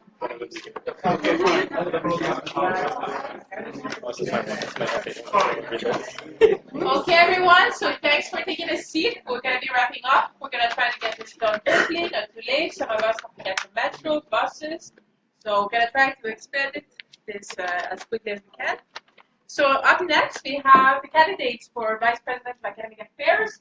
I'm going to invite Owusu-Acheaw and Rowenna Cozier-Wesimuller. So Owusu-Acheaw, you have priority because alphabetical order. You can present your platform first. I'm going to be clarifying some things. So you get 5 minutes to present and 3 minutes during question period. We'll be doing this to keep it fair. So go ahead. Right. So my name is Owusu-Acheaw. I'm currently the incumbent VP of Academics. I got in here last semester through a by-election. Since joining, I'm also a third-year political science. Since joining the PSSA team, I've hosted several events that were organized to help people with personal skills, such as learning Robert's rules and learning public speaking so that they could feel more comfortable going to things like GAs or going to meetings or getting involved. I've also done networking stuff. So we had alumni dinner earlier this week where we brought in alumni who are all working now. And they, students had the opportunity to casually sit down with them, talk with them, get to know them, and kind of figure out what they really want to do later on in life. And that also enabled them to network with them so that if they needed to, they could find jobs. We've also done, simulations with Professor Schofield, who, has really opened a lot of students up to, what kind of stuff can you do with IR, what kind of, how useful are stuff like simulations, which to you, if you don't know what they are, they look almost like board games, but they have a purpose behind them. So I, that's a short kind of introduction to what I've done. What I want to do if I get elected is I want to increase the number of subsidiaries we have because the IRS and CBS are both becoming independent clubs because they're so successful. But the thing about the success is it's shown us that there is a demand for this kind of thing.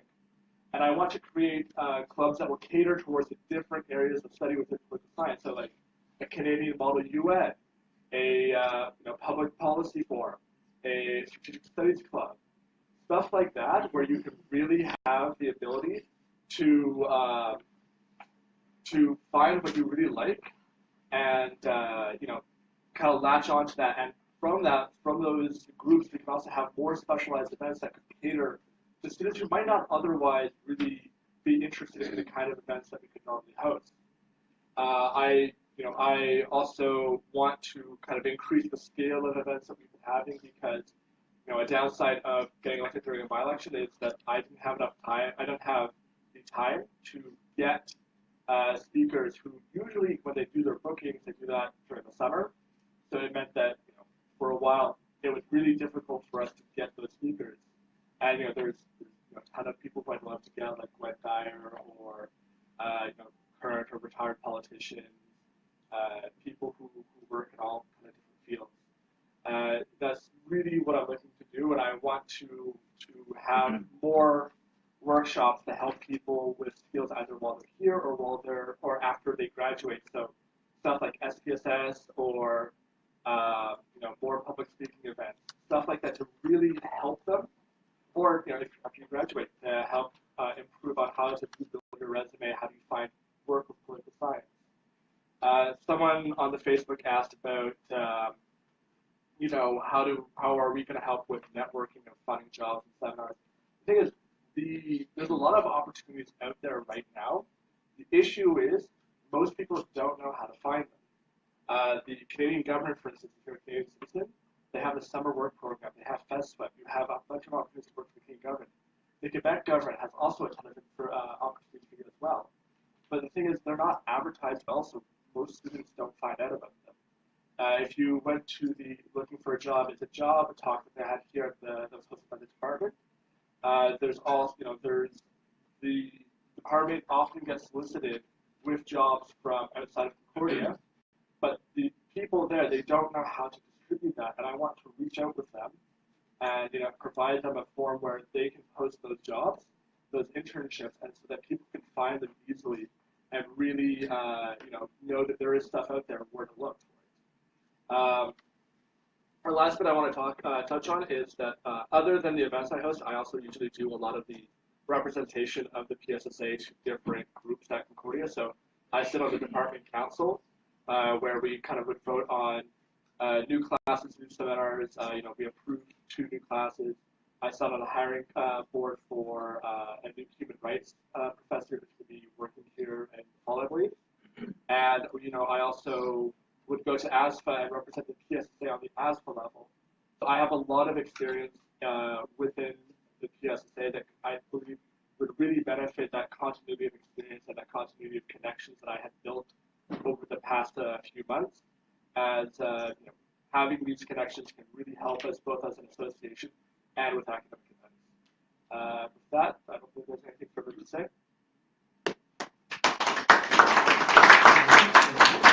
Sorry, before we go any further, it's just a sign of respect. Stay off your phones.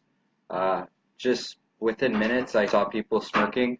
It's just a sign of respect for the people that are speaking. If you're up here and they're smirking and looking at you stupid, I'm pretty sure you know who you are because you had to cover your face the whole time. But yeah, let's just try to be respectful. Yeah. Wait, are we asking individual questions or are we asking? What can I keep questions here? Yeah. Okay, cool. Okay, cool. So, hi guys. My name's Rowenna, but please call me Rowie. I recognize around half of this room, so I'm just going to give a little bit about myself. So I'm in my 2nd year of university, and as of right now, I started in JMSB, and now I'm in political science. And the route I got there is that I took Com 215, or business statistics, and it was really the nail in my coffin. So I decided it wasn't for me, and I had the privilege of taking Poly 285, which is law and society, and I loved it. So I just made the switch over. So that's why I'm very unfamiliar. I've only been here for a year. Right now, the reason why I wanted to come into PSSA is because I started last semester in political science, but I didn't really know what the PSSA was. So I know there's an ambassador program as of right now, and I know it's new, but I took four intro-level courses, 204, 205, and 206, or sorry, 3 intro courses last semester, and I didn't see one person from PSSA come around. So I think it's really important that I want to get involved because I knew right off the bat before I even got into university who CADA JMSB was, but I had no idea who PSSA was. So I really wanted to get involved to make it more accessible or more known to the student body. So yeah, anyways, to my platform, I'm going to keep it short and sweet because I know some people here can't stay the entire time. Also, it's a Thursday night and it's almost 9 o'clock. I'm sure you guys have somewhere else that you would like to be or want to go to. So basically, the takeoff slate, our slogan, if you will, is efficiency, transparency, and unity. So I'm going to start off with the efficiency. So basically, Alex here has done a really good job since he's been academics. So there's been a lot of amazing events, but unfortunately, I was one of the many students who wasn't able to attend. So there were a lot, like the public speaking workshop actually was one that I took an interest in, but I wasn't able to go. I can't remember if it was work or if it was school. I couldn't come. But that's one of the things I want to fix. If you can't come, I want you to come by the office and be able to pick up a pamphlet, or if there's a speaker, maybe we'll put a video online so that at least if you didn't come, you still reap the benefits of the workshop so that you don't miss anything. Also, co-op, there's a lot of really great opportunities through co-op, and most people don't know there's a co-op program. I didn't know that my first semester, and co-op was something that I was interested in, and I thought it was only a JMSB thing. So definitely want to increase the knowledge of co-op through either workshops or just even pamphlets, and I want to work closely with the ambassador program to get that done so that I can make sure that all the students in PSSA can reach their full potential. Next on to transparency. It's really important that honesty is like the best policy. Let's be real. So I really want to make sure that the money that we do have, because we do have a lot of it, doesn't go to waste.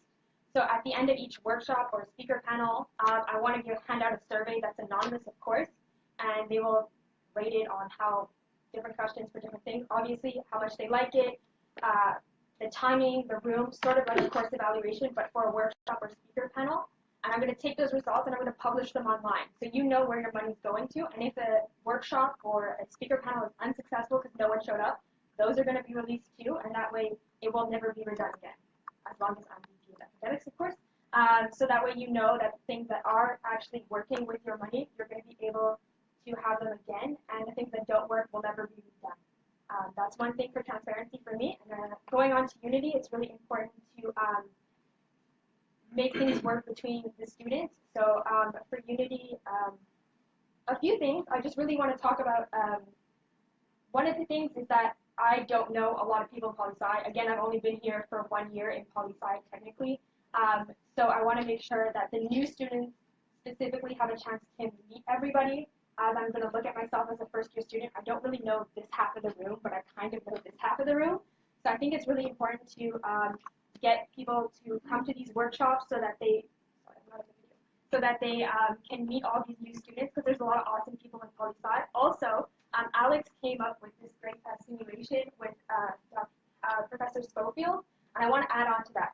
So I wanted to do more workshops with other teachers to create a stronger bond between professors and students. Two of the teachers that are interested, just to name a few, are Professor Kelly and Professor Duke, who is a part-time. I know they have really great reviews on Rate My Prof, so I'm sure most of you are familiar with them. I think so, you should be.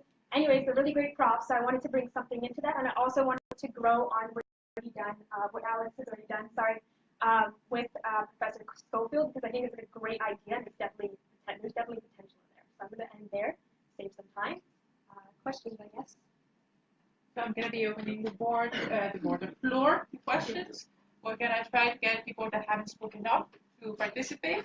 So I'm going to let the lady in the red at the back. Oh, that's Alexandra. So, Stephann. Yeah, thank you very much. I just want to ask you like a quick question. I have some concerns, but I want to know if what would be your attitude towards this? Having organized a model of United Nations, this is not an easy to do, and I know many organizations take at least 2 to 3 years after foundation to read the model of United Nations. Being part also of the model of United Nations of Concordia, I strongly believe, and this would be my understanding, that they are more capable of bringing any development or promoting United Nations within our organization. So my question to you will be, because I have myself organized one of the United Nations, is what I believe you can actually collaborate with common, which is the main body of Concordia, will be actually more on a more academic side. Like actually, because there are many things, like for example, background guys, things like this, that can actually work in cooperation with in terms of developing some kind of key academic content. But I myself, like this is just my concern, because I think that, for example, common is an organization that is open to multiple students, and I will see more profitable for our association to have not a direct, sorry, I haven't finished that, not a direct involvement, but more of an, a complementary role which will give us also more a better image as an association than just taking over something that's been already done. That's just kind of my question right now. So actually, to relate to your comment, I actually misspoke when I said that. I meant to say model Canadian Parliament, and I just nervous and said model UN instead because I'm used to saying that. I used to be talking about the UN too. Is there more to that? No, that was just my question. Yeah, because I know I'm so sorry. I meant to say model Canadian Parliament because like it. PSSA 2 or 3 years ago, I believe they tried to make their own version of model UN, and it failed because for the same membership is never a good idea.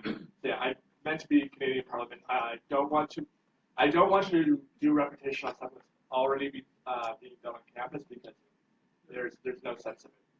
No, great speech. Aisha? So a lot of people have been talking about facilitating things for both old and new students. For older students or graduating students, how do you guys propose to kind of fill these opportunity gaps to gain skill sets that you might need if you're working in government, like grant writing workshops, something like that? Cool. So one of the things that I want to do with the workshops is it either has to help you while you're here at school, so writing papers, doing stuff like that. But then the other portion is helping you after you leave.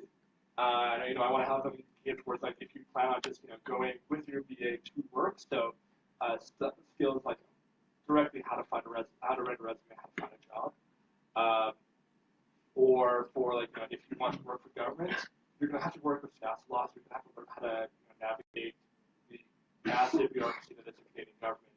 So you're going to have those resources for those kind of stuff.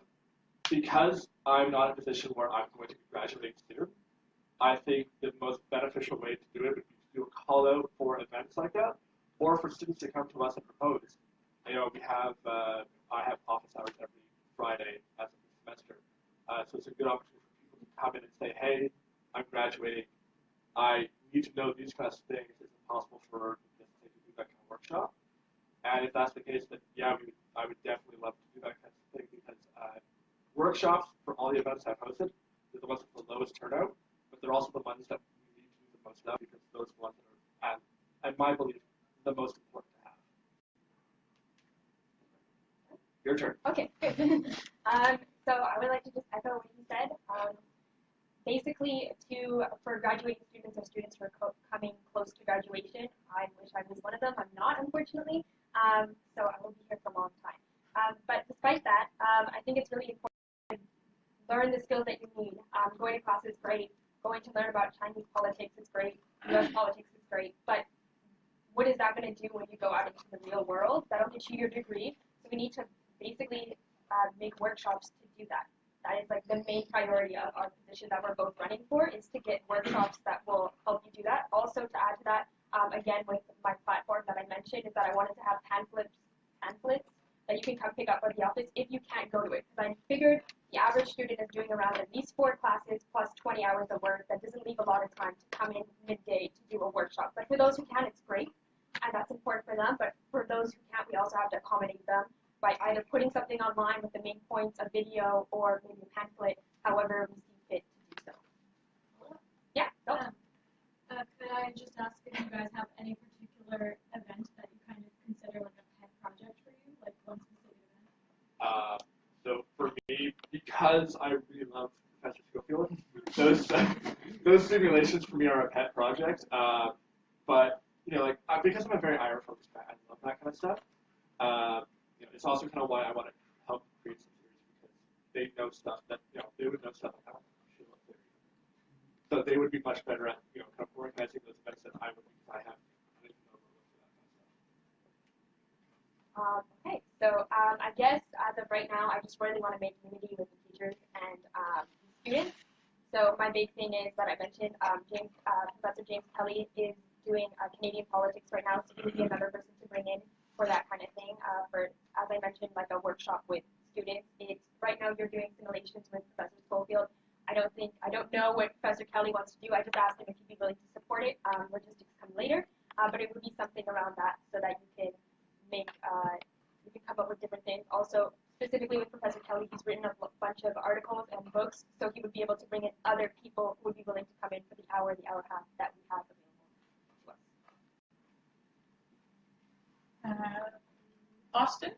Yeah, I was just wondering, I think we all agree that Wayne University is already in a relatively academic environment as we are, and what I've noticed, at least with attendance for academic events, is that the more different they are, the more unorthodox, the more unusual they are, the better attended they become, the more fun they are for the people, the more people that come out. Like we have a director talking about something, we don't usually get that many people, but we have alumni coming and integrating with the students and talking to them, a lot more people tend to show up. So my question to you is, what ideas you have for different, other than the typical workshop, the typical, what else, how would you change the academic program to make it more inviting and fun to the whole entire student body?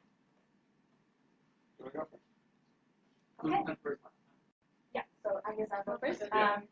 So basically, my thing, again, is just really unity with the teachers. I know especially for first years, I know we keep talking about first years, and I know they're not the only students that are here, but for first years, it's really, a lot of them are scared to go up to their teacher's office hours because they're intimidated or because they think their teacher hates them or something along those lines. I know we've all been there, and I know some of you don't want to admit it, but I know I've been there, and I've been intimidated because I feel like I'm stupid, because I missed something in class and I don't want to go see them. So I want to bring the professors out into a light where they seem more friendly and approachable. I know a lot of them, we're really lucky in our program that most of them are fantastic and really approachable, but especially for those new year students, I want to be the person to build that bridge for them. And it depends what the professor wants to do. Obviously, he got Professor Schofield to come up with a simulation. I don't know that other teachers would want to do the exact same thing, so it would really depend for me personally of what I want to do with building unity between students and professors. It would really have to be depending on what the professor can do and is willing to do, and plus based on their time. So, to answer your question, when I did the alumni event, like as you attended it, I knew that if I just booked a room, it would basically be about a dozen, 15 or so people show up.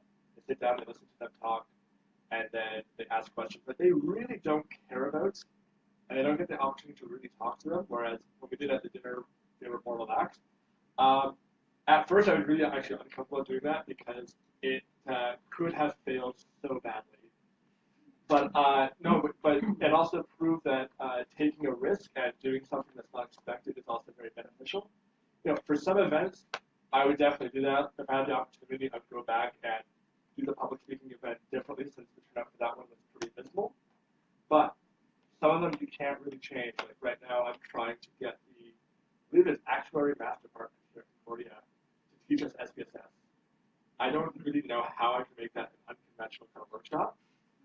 But it's something that I think we should do more of because having hosted the events and in a mostly empty room, I don't want my convention failures. And after doing the unconventional style event, it's something that I want to do more of. When it comes to like how that be executed, it would really depend on like who it is and what they're doing. For one, we had a guy who taught Robert's rules. And instead of kind of just giving us the normal boring spiel, he actually also had us sat down and play Jeopardy, which was actually really fun because I didn't know that, for 500 it was who invented Robert's rules. There was a guy named Robert, I can't remember his last name. Henry. Oh. Oh. Emily? Thank you.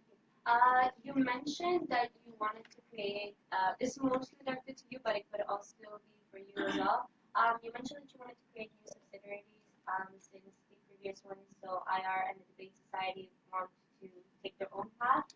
What type do you like? Do you have any in mind that you would like to put forth?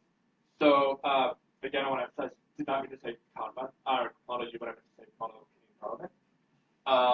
So the ones that I had in mind, I want to have one for each major field and then some for like subfields. So for instance, most of these would also be probably just stay within poli-sci just because while they might get a little bit of interest from outside of it, they probably wouldn't get the same amount for the club. But I wanted to have one for like foreign policy. So you could say you come up with an issue in some place, and you have them all sit down and kind of research on how to come up with public policy to address that as public policy, one of the main fields here. Or a strategic studies club, so that people who are really into strategic studies, they might be a small group, but they're very dedicated. Or having a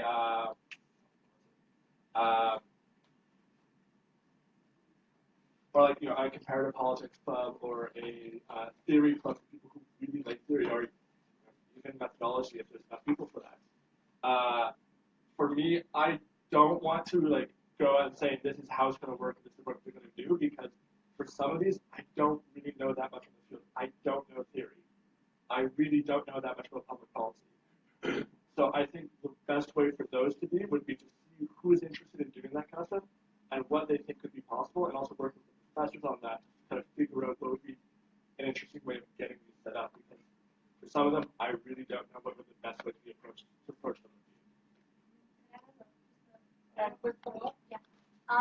And how would you deal with some clubs have the same tackle the same issues and might overlap with each other? Yeah. How would you tackle that issue? Like for example, this year a major let's say a problem between the International Relations Society and the Debate Club was that they both actually do the same thing, just that they focus on a different aspect. So how would you try to keep every club individual and have their own let's say individual have their own little specialization?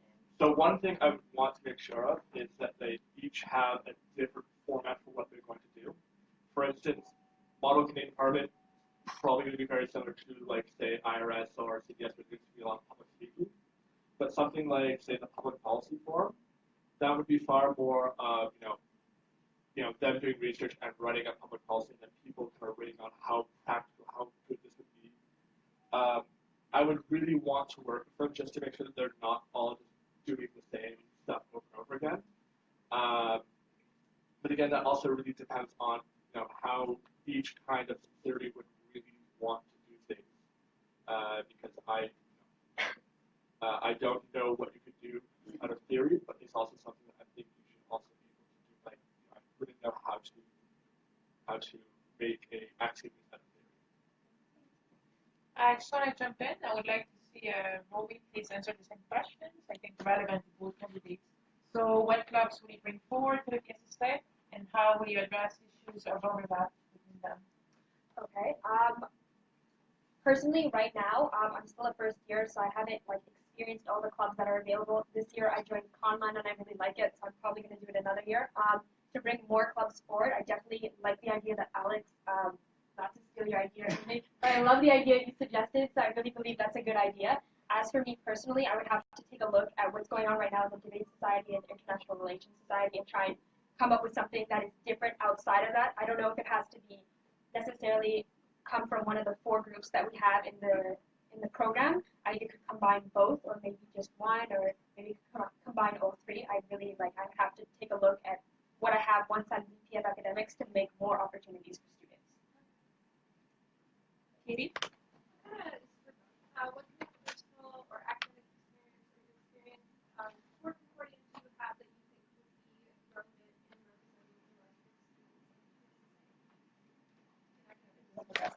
representing the Okay, so as I stated before, I basically got the jobs from the PSSA, which was to represent it at ASFA, so I have to go to ASFA and sit through their meetings, which were unbelievably painful.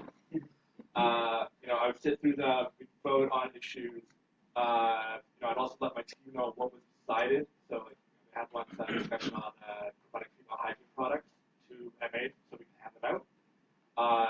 I've also sat on the department council, so where they basically ask us to report on our activities and see what kind of cooperation and coordination we can have with the department.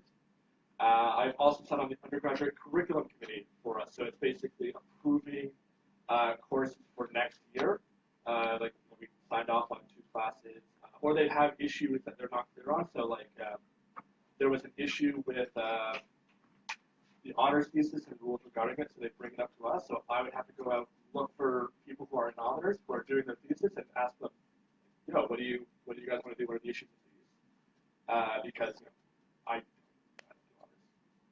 do honors. So yeah, I have a lot of experience in this area just because I've been doing it for the last semester. Yeah.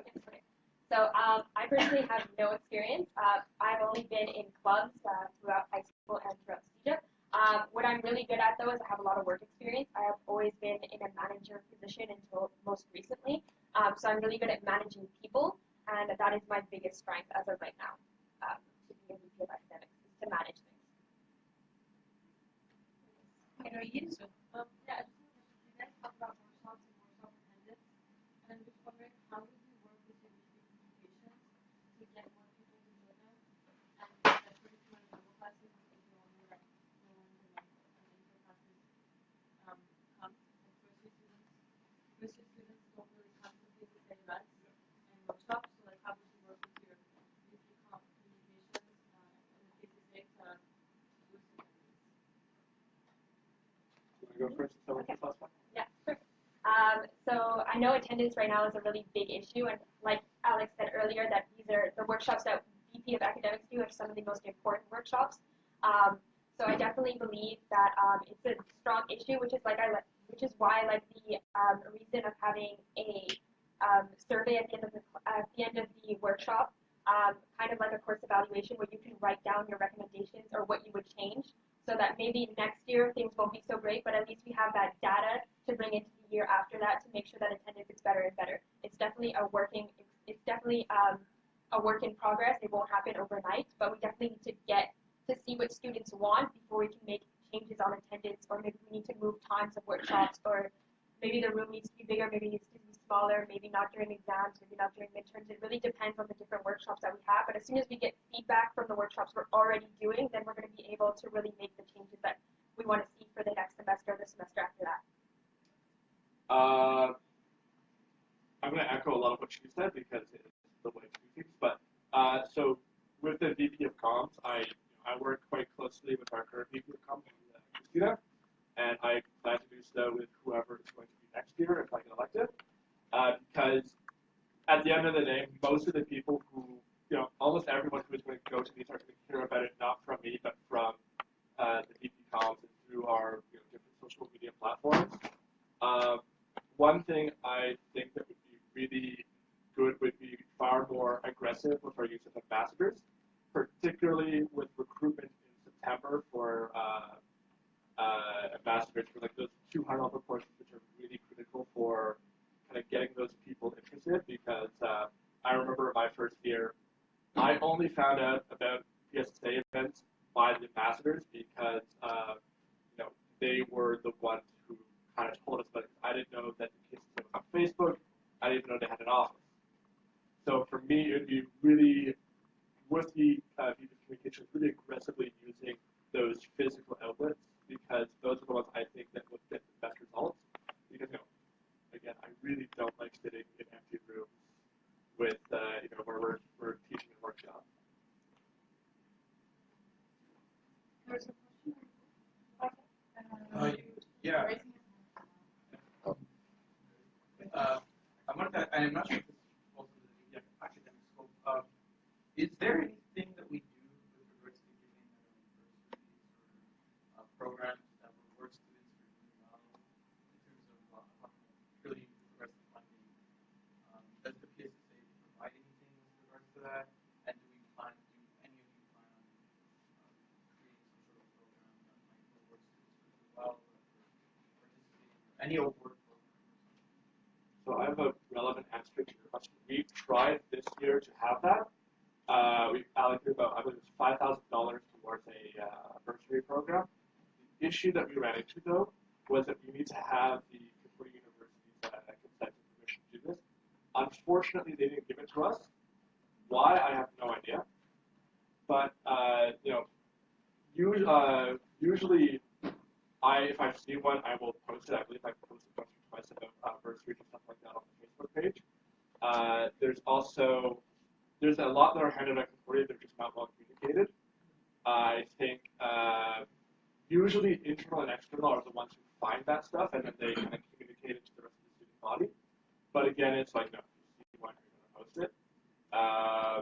If we were to get permission to do it, I would rather see the bursary broken up into two categories. One where you have a GPA requirement, so rewarding students for doing well, but also one that doesn't require GPA, because there's a lot of good students who just, for whatever reason, they don't get marks, but they still need that funds to continue with university. I'd be very hypocritical if I were to say, you have GPA 3.2 because I don't even reach that. I don't even reach 3. So I want to, if we were to have that kind of ability, I would like to see it kind of split into those different categories.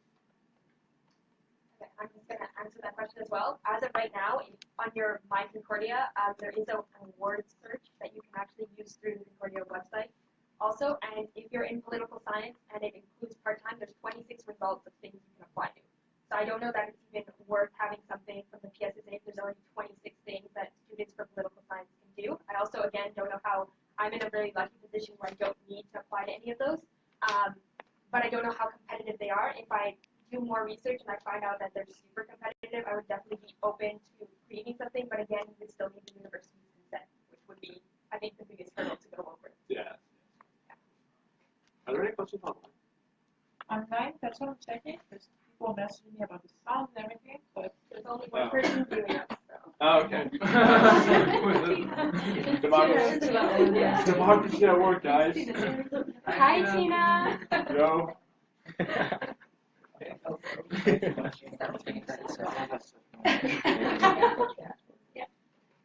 Do we have any more questions? If not, we're going to jump to my questions. Any more? Last call. Yes? Yeah. About the honor students, do you both, like, I know I've heard some, like, vague ideas from both of you about, like, getting them involved more, but are you going to make, like a program, let's say, or something like that?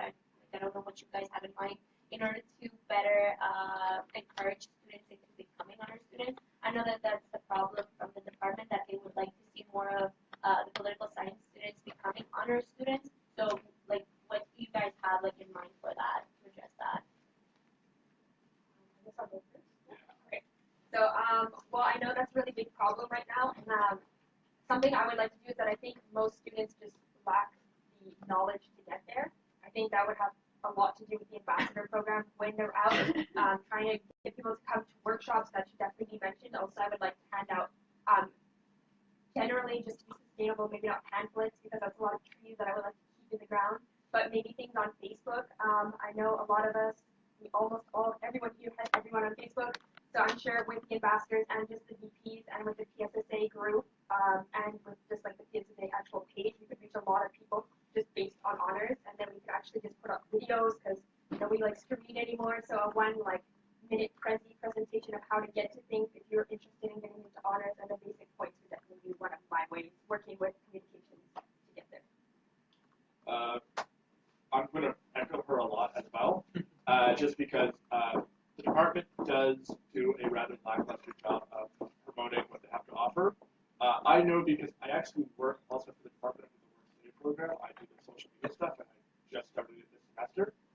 And oftentimes they have real difficulty because people don't know that what requirements are to get into honors, what you actually do there. I think that is something that we could communicate more with. As there was another part of your question, which was how to get them more involved in honors. Yeah. I would like to, but I don't know personally how. Just because I'm not an honor student, and also there's a very small number of honor students in the PSSA, in the poli-sci department. I think when I last spoke to Dr. Schneider, he said it's around 30, 40.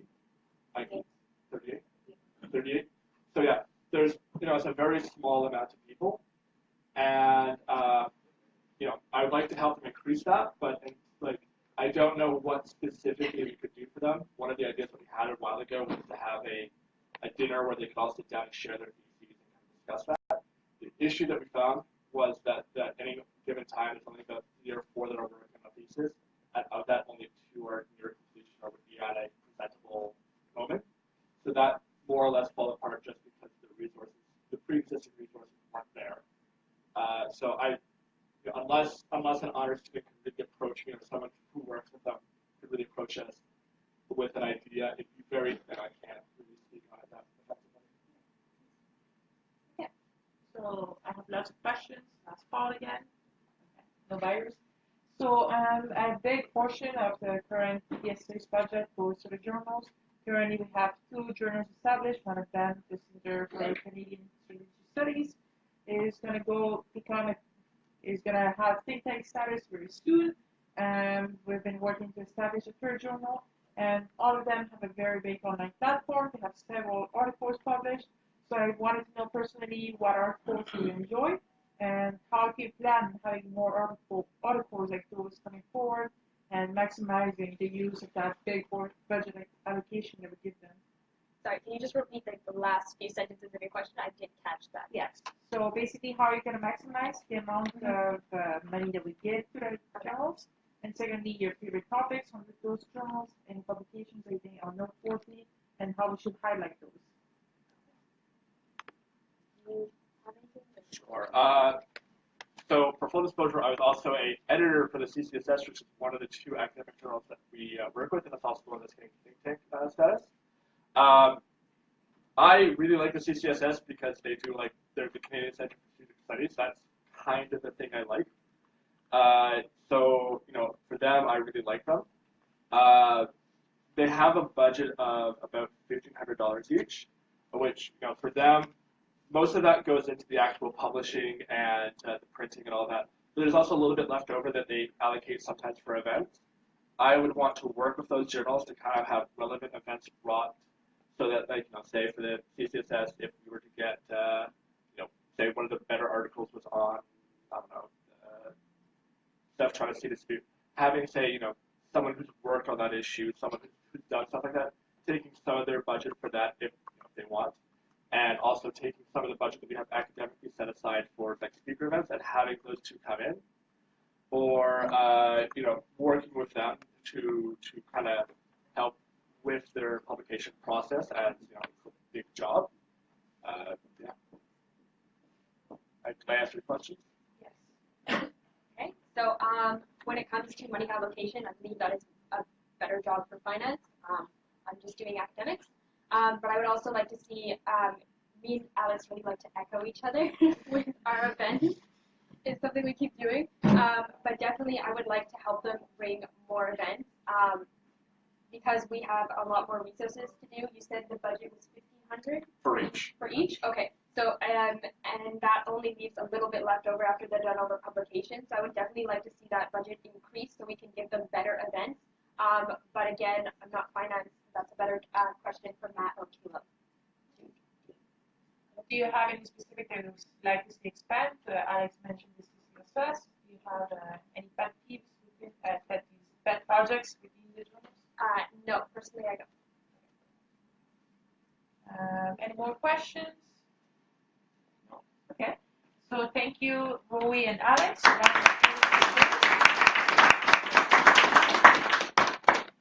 So now we're going to move on to the student life. We do not have any contestants for position. So I'm encouraging all of you to participate in the by-elections coming up next fall. We're going to need position filled. Next up are Vice Presidents of Finance candidates, Matt Kocherha and Owusu-Acheaw. Got it. Your partner.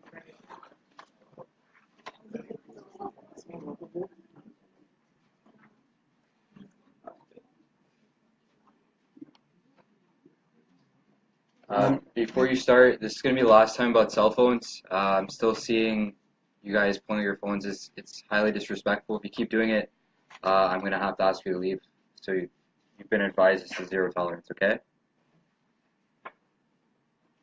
Okay, so can I go again by alphabetical order? So Matt, you have the floor. Thank you very much. It's great to see everyone here. It's great to have such a big turnout. I wasn't expecting this. I know most of you, but there's some of you who don't know me. So my name is Kocherha. I'm a second-year political science student. Currently, I'm serving as VP External for the Concordia United Nations. And in doing that, I basically organize all the conferences we go to for the organization. And in doing so, I plan all the budgets for those conferences. So budgets for transportation, hotels, and the conference itself. I've done that 5 times this year, and it's gone pretty well so far. Apart from that, I also am involved in federal and provincial politics. In my riding of Pierrefonds and Dollard, I serve as VP Youth for my riding, and that's basically promoting student involvement and involvement of the youth there. So I hope to implement that more here in the PSSA and get a lot more new students involved. Otherwise, I also served at my time at John Adams College, my SEJA. I was in the student union in SUJAC, and there I was also VP External. There, my role was more relations with like other SEJEPs, and in doing so, I ran an Instagram contest which gave away prizes each month. And also, we planned a non-profit end of semester party where all the ticket sales went to Free the Children, and successfully we raised $21,000 and built 2 schools in Kenya. So basically, all this shows that I have a lot of experience handling money and like basically preparing budgets, and it also shows I have a lot of integrity and I'm able to work under complete transparency. So mainly for our platform, thank you, sir. Mainly for our platform is we're trying to promote efficiency, transparency, and unity. And in doing so, our main goals are as follows. What I want to do is create an online PSSA budget, because right now it's not really readily accessible to a lot of students. They're not really financially involved in our association. And by doing so, they don't really know where our money is going, and I'm sure they have a lot of questions as to exactly how much money we have and how we spend it. So by putting it online, it can be accessed at any time of day, and it's not limited to the office hours of the PSSA or the availabilities of our executive. Furthermore, I hope to reevaluate, along with our executive team, the role of the PSSA within ASFA. There was a lot of talk last year about ASFA, and I feel as though this was done prematurely, and a lot of students weren't really consulted on the matter, and there wasn't really a lot of information as to reasons why we were doing this. So I hope that we will reevaluate like a blank slate. We will reevaluate the situation and look at really in-depth the advantages and disadvantages.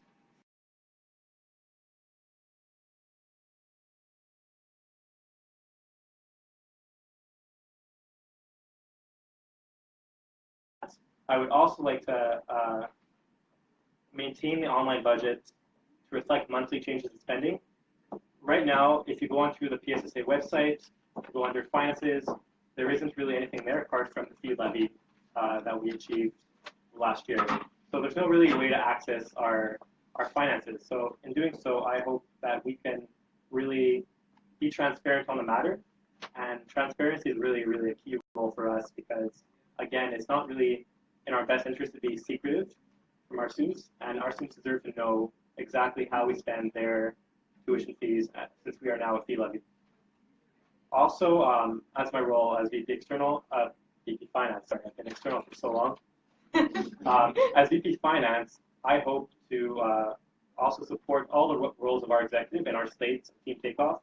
I really believe that with their leadership and advantages that they'll bring, that the PSSA can really go to new heights, which is our platform.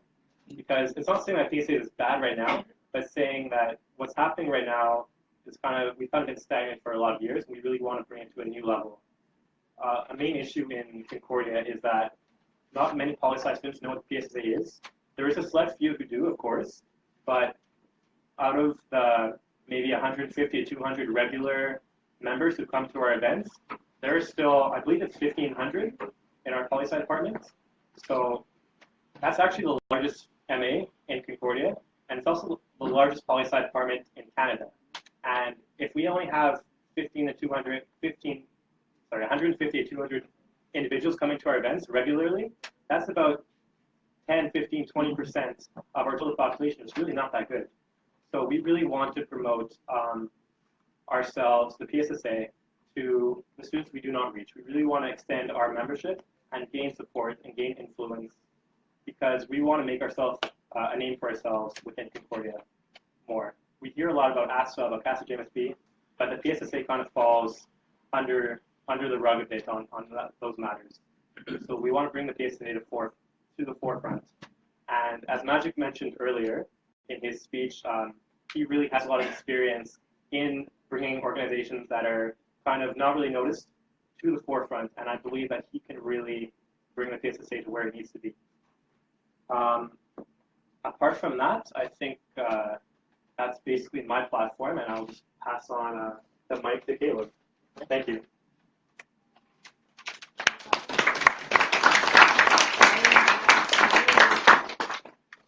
Like Matt, I think Matt and I, we both had similar, experiences of learning and growth to the point where we feel that we could take on the chance of becoming VP Finance.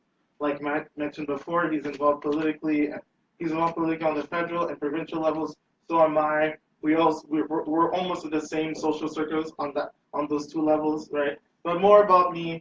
I'm Caleb. I'm a second-year poli-sci and economics student. I'm doing a double major.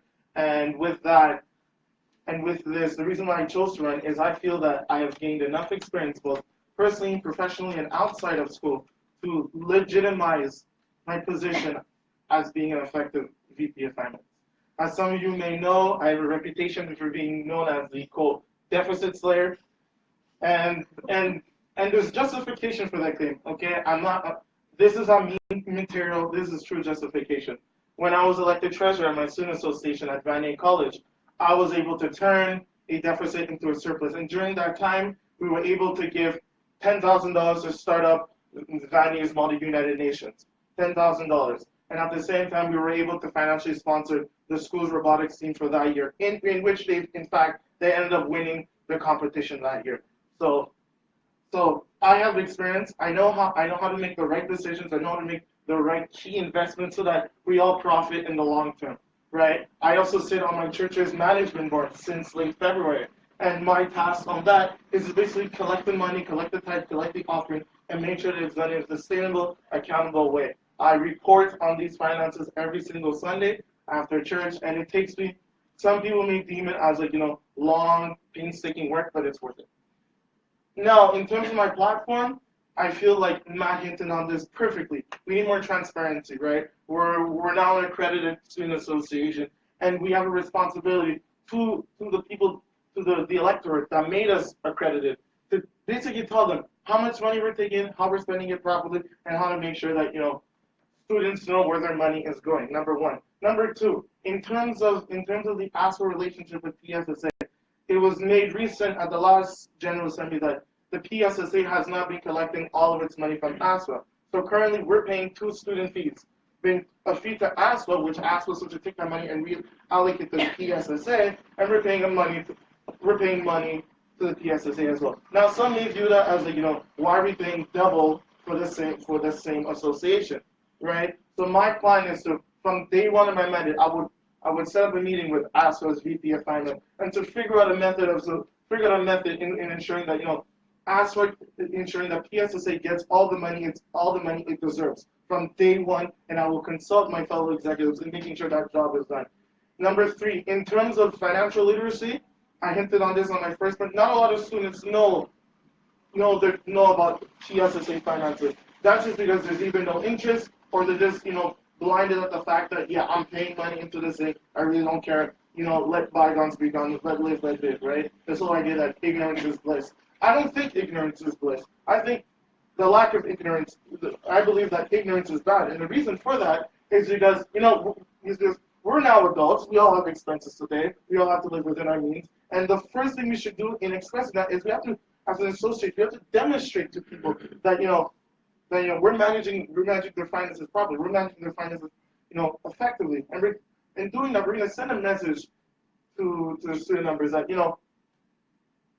if students are able to manage money this properly, then you are too, personally and professionally, whether depending on where you work, depending on personal life, exactly. So at the end of the day, this is who I am. This is my platform. Some of you may know me because of my past reputation. Others may not, but I want you to look beyond the gray clouds and see this shining star. Thank you.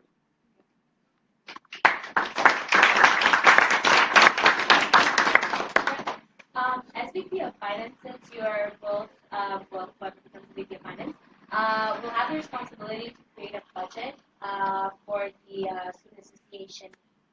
What would you deem as most necessary to focus on while you're creating your budget? Like, what aspect would you focus more on, and whether it be allocating more funds to, or just making a more careful speculation of when you're creating that budget?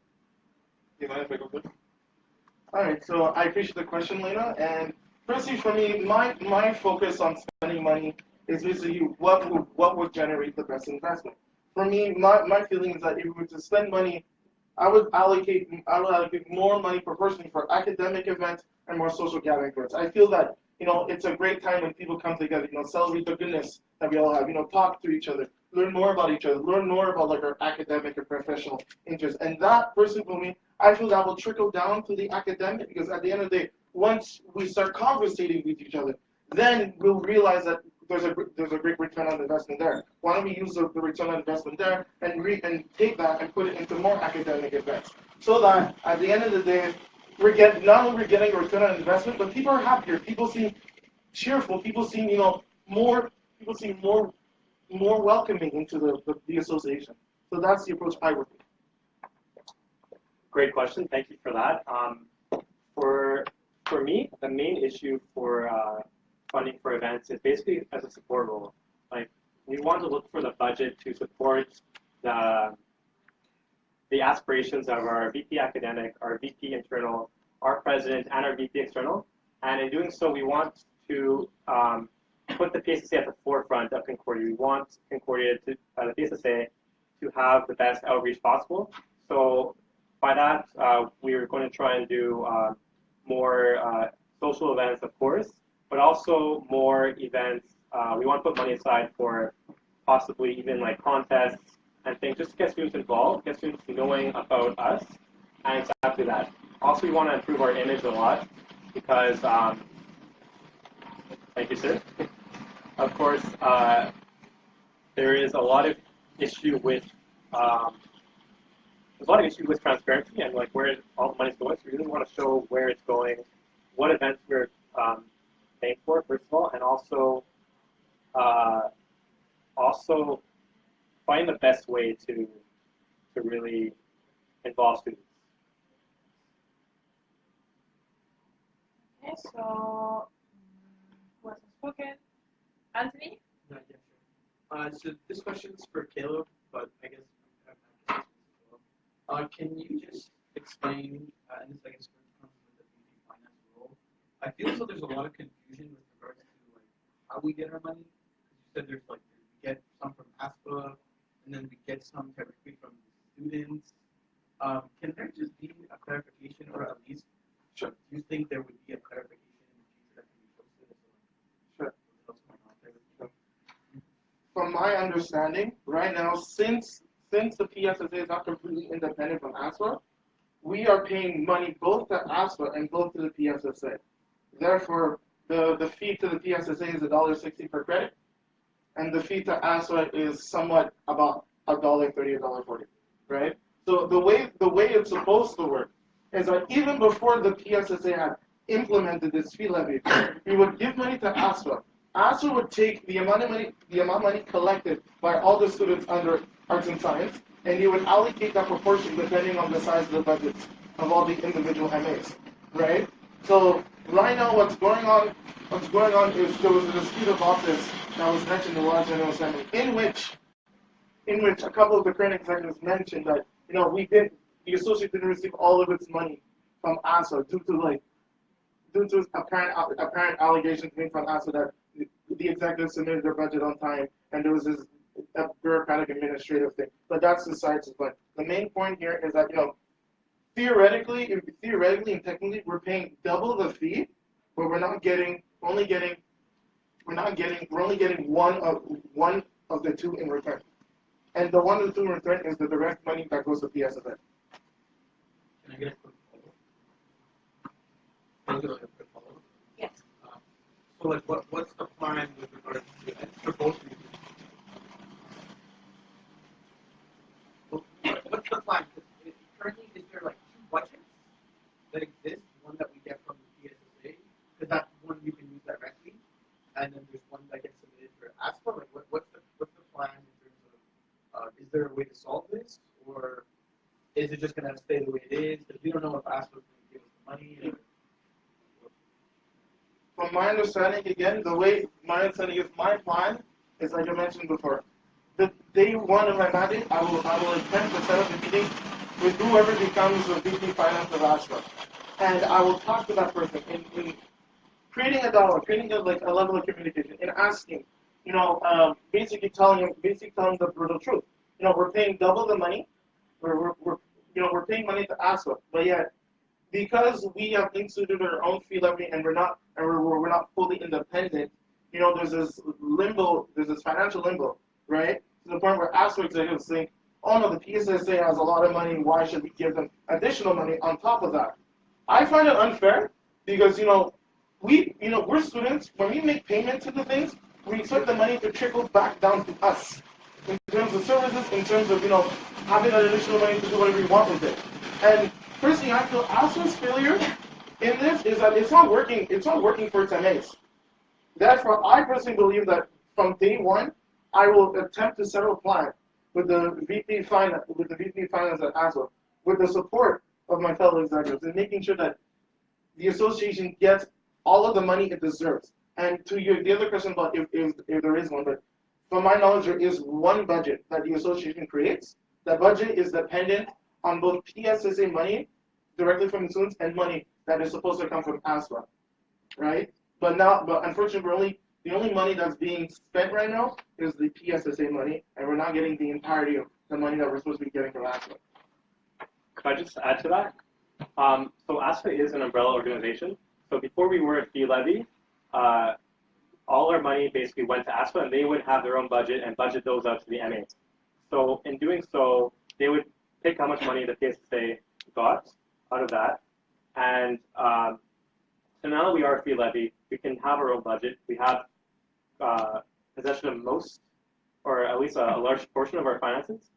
And the rest is up to ASPA to give to us, and they decide the budget every year.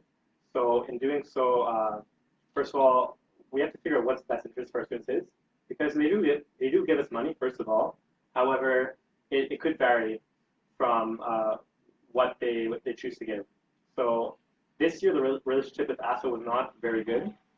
And next year, we hope to kind of reevaluate our situation. If it improves, we will continue this. But really, we have to look into what is best for our students in the PSSA and really what benefits us most. So if it's either more funding or remaining tied to ASPA, there's pros and cons to both arguments, and we will really look into this. Questions?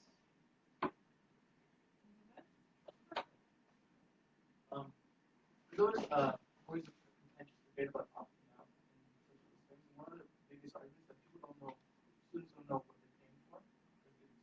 So, in your views, again, this is understanding. Do you guys think that students are aware of the fact that they're paying both ASPA levy and PSSA levy? Are they aware of that, and do you think it should be brought up to their attention? I really feel that a lot of students do not, sadly, know about it, but it's a difficult situation because it's hard to justify why we pay this because it's quite complicated actually. Like what ASPA is to us, their umbrella organization, we kind of are under them. So it's a bit of an issue to do that, and if we explain it the wrong way, a lot of students are going to say no to it, of course.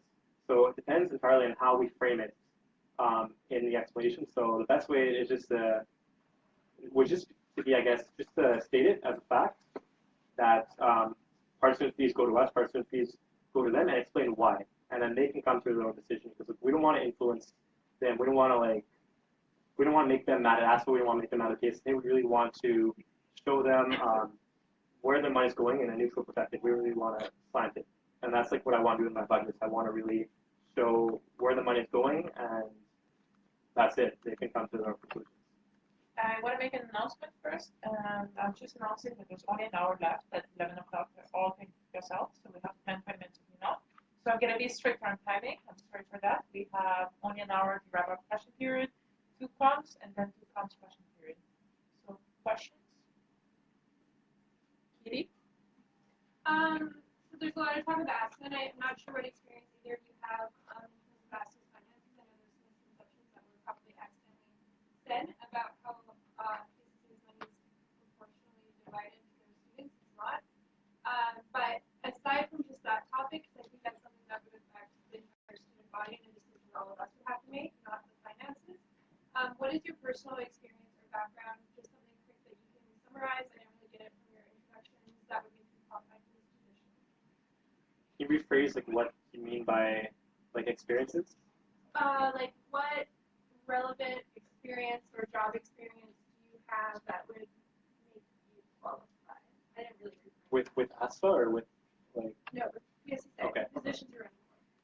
Well, thank you for your question, and thank you for taking your time to be here away from your studies. The main issue with ASFA is that, well, experience-wise, and like I said, like we were VPs.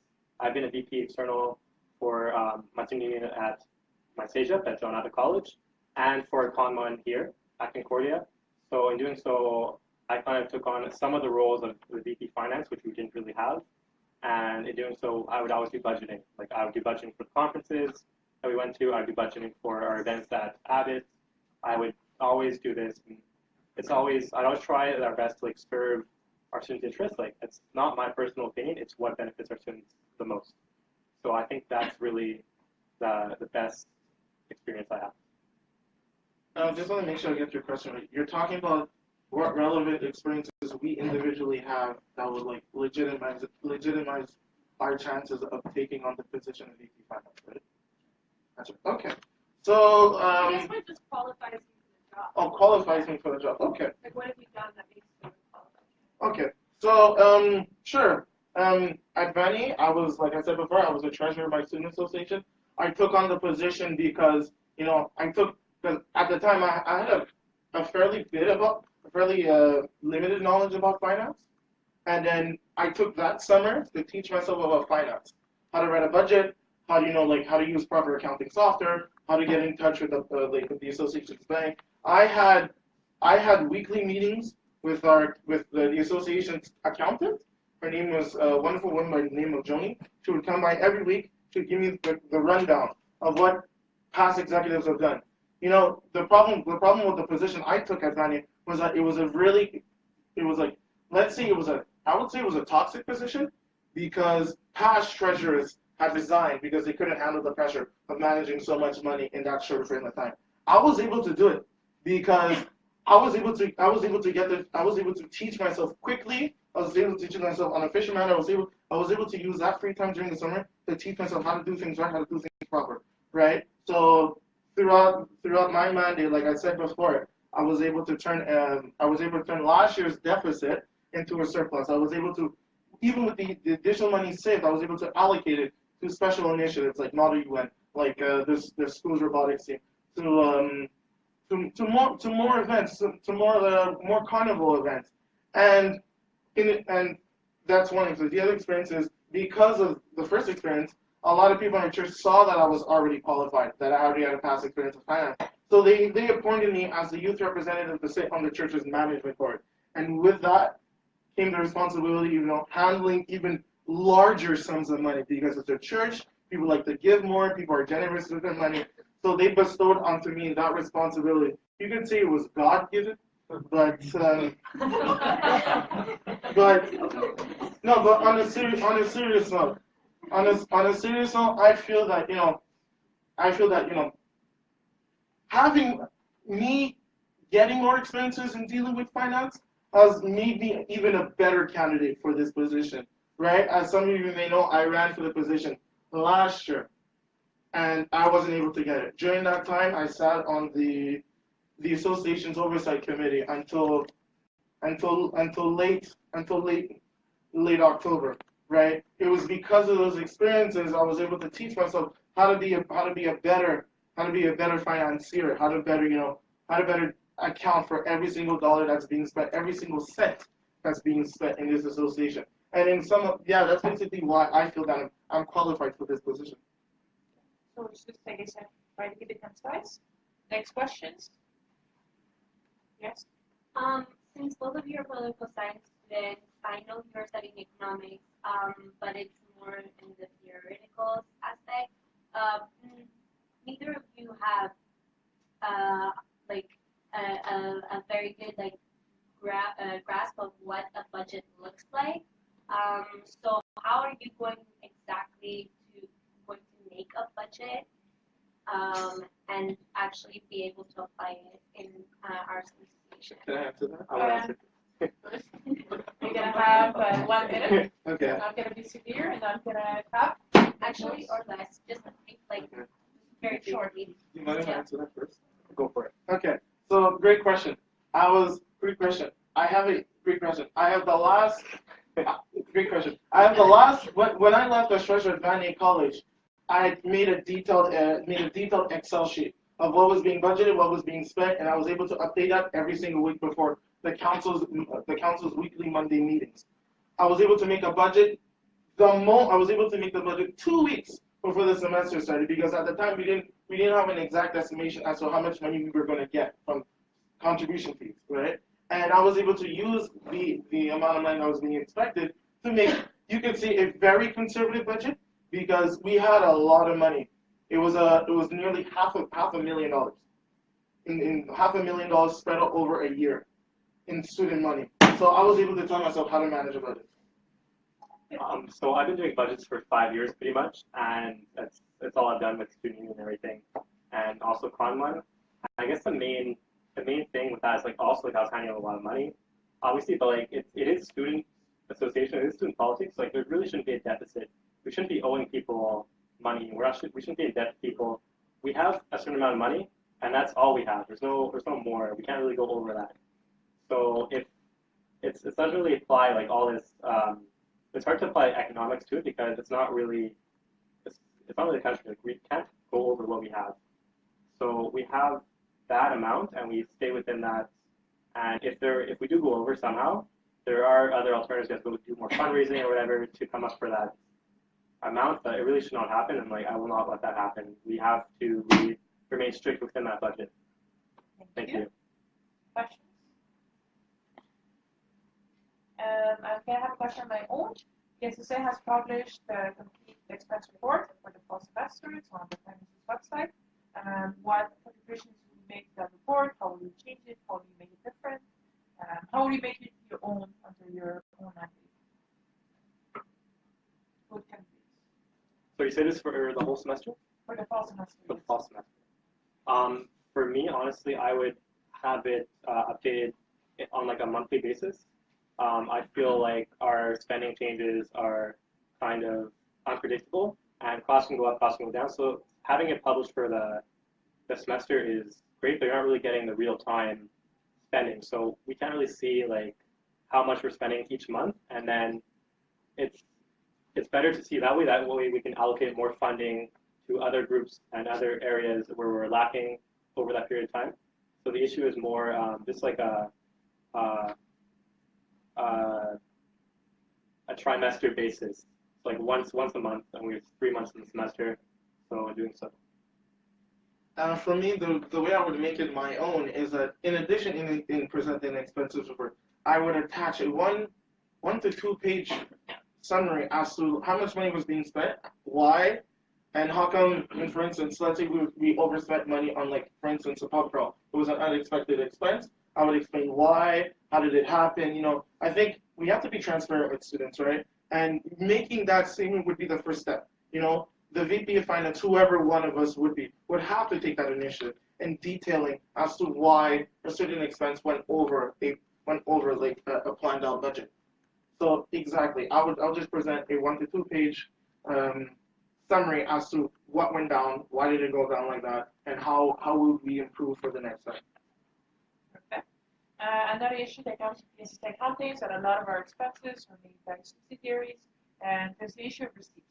So a student has a receipt, the receipt needs to come to the PSSA, and the receipt needs to make its way from the table to the scanner, then from the scanner to the notification, then to the person. So how do you shorten that process, and how do you make it more efficient so that people are paid back in a more timely manner, and so there's less of a middleman? Okay, I'll take this. I'll start. That's a good question. And I think we're in 2017. We should be doing things more electronically, more efficiently, right? As some of you already do online banking, right? You guys pay your bills online. You barely go to the bank to pay your bills. You do everything online. So if it's possible, I would implement a system where we would try our best to do everything online. But however, it would be up to the person presenting the receipt to find some way to put it online. I believe that once you have a receipt, we probably all have access to scanners, right? So it would be up to the person themselves who would want a refund to actually show initiative and saying, yes, I spent $100 on this event. There's an expectation from the association, from the subsidiary, that will be paid back. So it would be up to the person to show initiative in scanning those documents, being efficient themselves. Yeah, I'll just build off like Caleb's statement. I pretty much would give the same answer, but it's really about kind of having the member association and the subsidiary kind of scan it themselves and then send that to us. It's kind of cutting out the process of them sending it to us, and then we scan it and then we put it up. So really, I don't see why they're not doing that now. It seems pretty straightforward. So we would definitely implement that. Or if it's really impossible for them to do, then we'll do it. But we should really go after them, because it's unacceptable for them to be late on giving us refund information. It's up to them, and it benefits them a lot, and it also benefits us because we have to know how much money was spent. So we have to really be strict on the deadlines for that.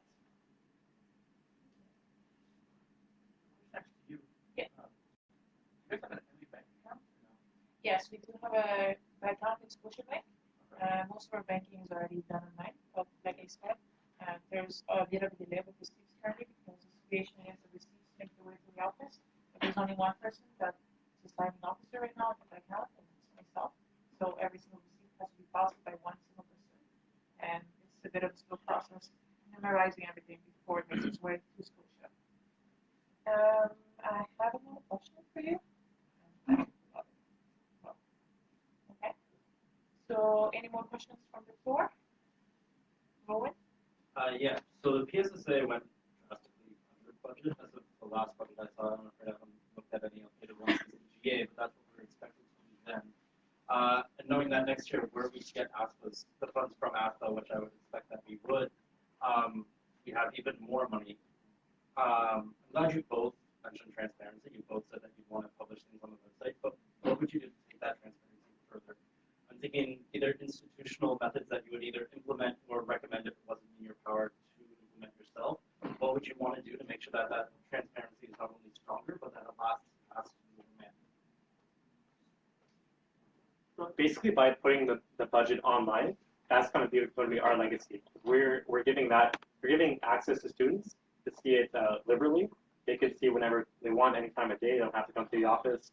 And also, it's really kind of a freedom of information for them, because they can really look at what we want. And like Caleb said, I will also have a finance report in Word form that can be read and really explain where the money is going and all that. And I feel that's going to really open the door for people to really become engaged in where the money is going, and provides them with a unique opportunity for them to see it. For me, I have a bit of a history with this. When I was treasurer of my student association, I brought the initiative to make our finances public, and the entire council unanimously agreed with my idea. Now, as today, I don't know if they kept that legacy. I think not, because the failure in my approach was that I had failed in institutionalizing it really late because I was at the point where I was graduating. I wanted to do a lot of things really quickly before I leave, but so I had a harder time. So in my approach, what I would do, if it were possible, since we're an accredited student association, I would put an amendment in the bylaws that states the VP of Finance, would not only have to, produce a financial statement at every time a budget or budget expenses is stated, but that person would be mandated to, update it and, basically make it institutionalize that all the executives have to respect. Thank you. Any more questions? Okay, I have a question myself. There's an issue that comes out of every single GA. Our GA wants to allocate a bigger proportion of our budget to academic events, the social, administrative, but academic events tend to run out of budget. So every time they have an academic event, we manage to get the speaker for last year, we manage to have deals with caterers, we manage to find ways to cut down costs. So how are you going to find that balance between keeping the number on the budget sheet reasonable, but running into a kind of a surplus on the ground? Well, it's fantastic. Definitely saving costs. Like that's the main thing we should be doing. We should be trying to get as many things for free if possible. We can through either sponsorships or otherwise. I know Stephann is probably going to want to approach some people about that. I think the main thing for that is with all the extra money, we have to find a way to spend it because right now it's just sitting where it is, but we should really find other ways to give it back to students, whether it be via contests or raffles or whatever. We should be really finding methods to kind of give back to students as much as possible, and we shouldn't really have money lying around. It seems like a waste of resources to me. For me, the approach I would take is that, basically the association with its current success, we have a lot of money, right? And my approach was to establish, a savings fund in which let's say, for instance, Nora brought it up. Let's say students want to spend more money on one thing. I would have no problem taking money out of that savings fund because that money would be there in cases of, if there's more demand, right? We should be having money on the side in case there is more demand. We should be conservative with our budget, but at the same time, be progressive in the sense that anything could happen in the future, right? Anything where there could be more demand and we have to spend money to reach that demand. As long as at the end of the day, students would need to understand that we're taking money for the future for them. Okay. Yes, could I ask just a clarification? When you say putting money to the side, do you mean putting them on the side for next year or just for the semester, like until you figure out where you're going to allocate it on the next semester? Because when you say putting money to the side, a problem that was raised during the GA was how are you going to deal with corruption and how are you going to actually monitor those funds? Because at the end of the day, you're only one person and you have a lot of money in your hands. So how exactly are you going to keep track of that once you're back exactly on that? Good question. Right now, from my knowledge, from last semester's expenses, the association has a lot of money. Has about, let's say, tens of $1,000s to spare, which is fantastic, right? My approach would be, like I said before, we would have to be conservative with our budget, right? We can't just plan on saying, we're going to spend all our budget and we're going to be at budget balance of zero. We can't think like that, right? So my approach would be, let's save money over just for that semester, so that at the end of the day, if anything would go over, or if there's more demand for a thing, we could say, okay, we have money left. We have money that we previously allocated in events like this. Why don't we take it and spend it here? Why don't we take it and spend it there? Because we know these are things that are going to yield a high return. And we would have no problem with it because we would already have the money there. So we wouldn't be feeling guilty in taking money that we chose to save for that semester. Can I also answer that slightly? I don't fully agree with having money left over. That seems to me like it's not being very transparent, because that's just providing an unneeded, how could I put it, an unneeded it's an unneeded, wow, it's late at night. An unneeded idea, I guess, for people to it just invites corruption, honestly. And for us being transparent, we should be showing where all the money is going to. And if we even have money left over, there's plenty of organizations we can even donate to. It helps our image as Concordia if we also have any extra money, giving it to charity, giving it to student organizations, or anywhere for that matter. So it's really, I see the advantage of having saved money, but we should also account for everything in our budget to spend as much possible, because we're also getting more money next year and the next year. So there's no shortage of money yet. Anthony? Yeah, so from my knowledge of accredited student associations and like how things work at ASCO, would it not, are you even allowed to save a certain percentage of your money, given the fact that you have to give some of it back anyways if you don't spend it, and that could actually lower your student fee levy if you don't spend the money? So just I guess to Caleb, how would you, I guess because there's kind of two extremes here, so how would you save a certain percentage of that money? I'm not sure how much you would love to save. And to Matt, given the fact that there was problems with events not being able to be funded, why would you give that money to charity as opposed to not just funding what you're doing now? Okay. That's a good question. In terms, wow, that is a really good question.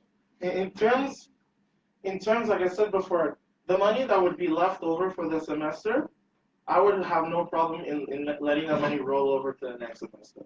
So that, going what you said before, we can't just hide money for the purpose of saying we're hiding money because, things may happen and the money may be there.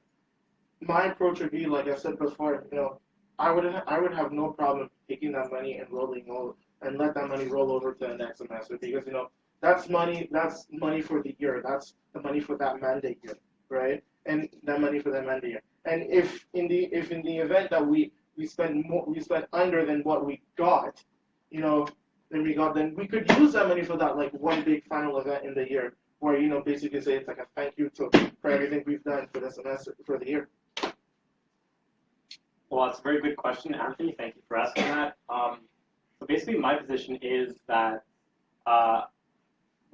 that extra money, we really want to spend it on something. We don't want it just flying around because we're getting more money next year. So we just have a surplus of money, and it's going to become such a large amount, we're not going to know what to do with it. So we really want to kind of spend it in the best way that's going to benefit students and benefit PSSA. So I just really don't feel that having it left over. We will have it left over for a certain amount of time, and during that time, if any event goes over budget, we have that money to use. But as it approaches the end of the semester, I would see that there's no really going to be a big event that really needs this funding. We should find more ways to spend it and invest it and give it really back so that it benefits students. Otherwise, it benefits no one. Okay, so taking into consideration all the changes that have been happening when it comes to this in different events or different programs that have been created, how are you ready to be flexible when it comes to what you consider as the best budget? How are you ready to maybe change what you see as a perfect plan for a budget when you deal with other execs? You want to go first? Sure, yeah. Thank you for that question. Honestly, it's hard to answer that right now because we don't really know what the expenses will be. We don't really know what people are asking of us. So the best thing for us to do is really evaluate once the requests come in for funding of what the highest priority is and kind of allocate funds for that. Of course, we want to always support student involvement, more participation, and all that, and also maintain the funding currently we have now for all the associations under us. For me, the way I see things is that, like I said before, I've always been a person that's advocated, for conservative budgets in the case of emergency. But, if there is no upcoming emergency, I can be a really flexible person. I'm a person that will support any initiative as long as, you have the right numbers to back it up. That's the type of person I am. I have no problem with spending money. Just making sure that we have enough money to do it. Buddy in the back. Thank you. So in order to go back to the idea of having a certain sum for the end of the year, until the end of the year to roll it over for next year, are you talking about a sum that you would roll, like a large amount of your budget that you would roll over, or are you talking about a kind of savings account that is meant just for security purposes, like $1,000 or $2,000? Because coming back to what the previous question was, if you let too much money in your account, people who already complain that they pay too much of a fee to the association will complain more, especially that now you're rolling over that money to next year. So my question is, are you actually talking about a savings account, or you're talking about rolling over account? Just a notice, let's start being more aggressive on time limits. So if you hear a weird alarm sound from the computer, your time is off. So you have the floor. All right, I'll begin because it mostly attacks that my policy. It's constructive criticism. That's all we need, right? So for me, the way I would do it is I would create a savings line, not a savings account or a savings line, so that and that savings line, my intention of that savings line would be for emergencies in case an event would go over, right? It wouldn't be a savings account, or it wouldn't be like money we would directly stash away. It would be just a savings budget line, whereas nobody would touch that. Nobody would touch that line until the event of an emergency comes up. Like we have an unexpected expense where we spent more money than we previously thought because I don't know, for some reason like the cost of alcohol went up. Like a week before the event. That's money. That's a budget line that we would keep in such emergencies. Follow-up? Yes. Did you consider, since, like, now I get the whole savings line, the money's going to sit there in the bank account until we need it, if we need it. If, let's say, we don't need it until the end of the year, have you considered trying to spend that money on an investment that would benefit the PSSA while you don't use that money, or it's just going to sit there because the value of the money, if it's sitting in the bank account, is the value? That's a great question, and I'm going to bring up. So when I was treasurer of my student association, right, we had actually started investing some of my money because, like I said before, we had $500,000. That's a lot of money for 6,000 students, and each student paid a contribution of $35, which personally I found to be way too high. Right? And like you said before, Auntie said before, there's potential for like corruption and all that. So in terms of what you're saying, personally I would have no problem with that.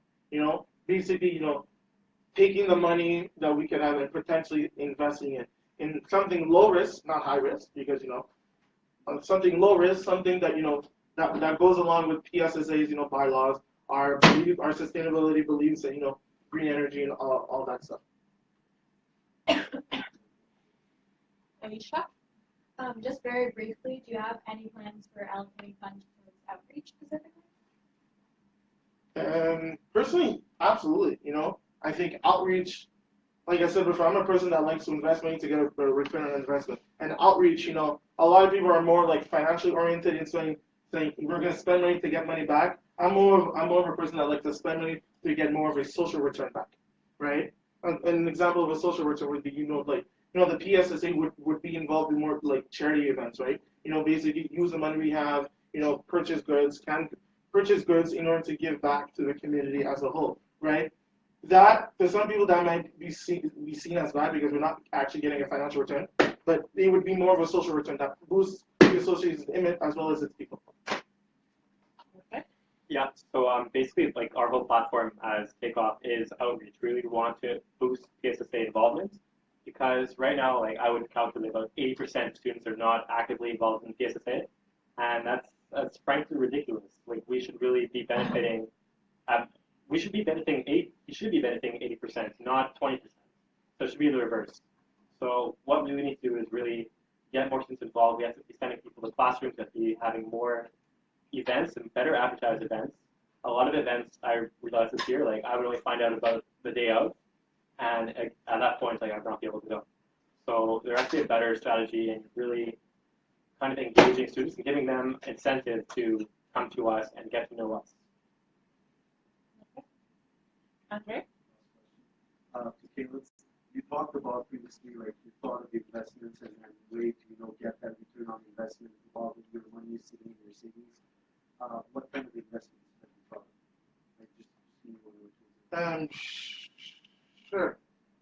One investment I've been thinking about is, take the route similar by CSU in terms of, trying to invest in areas where, it's progressive causes rather than regressive causes. That's one instance. Another instance is that, an instance we would invest in, low risk mutual funds, but mutual funds on the sense that, it reflects the student's needs and values, right? For me, in order to get a better handle on that, I would get the chance to ask the General Assembly, we have the chance to invest this amount of money that's sitting in our savings line. What do you think we should do about it, right? And I would be the type of person to ask students what they want rather than just me doing it alone. Helena? While I have to agree with the idea of putting money to the side, seems reasonable, just in case something happens. Again, I don't see how students will trust. Like, let's not forget, right now students are not really trustful of how the PSSA allocates money and how the PSSA uses money effectively. So by telling the students that you will in fact put money to the side and not use it for their benefit, I don't see how you're going to gain their trust. So how will you tackle this matter if you would want to implement it? Just before you answer, I'm going to jump in. This is the last question of this type I'm going to allow because there's a lot of back and forth with the topic. So we still have 2 candidates to go.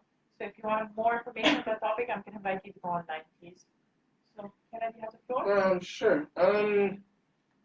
The problem that's occurring, that I feel with student associations right now, is the fact that there's not a lot of financial transparency and financial accountability in terms of there's this idea of secrecy with money where I'm giving money to this thing so that this special group of people will spend it for what they want and not for me.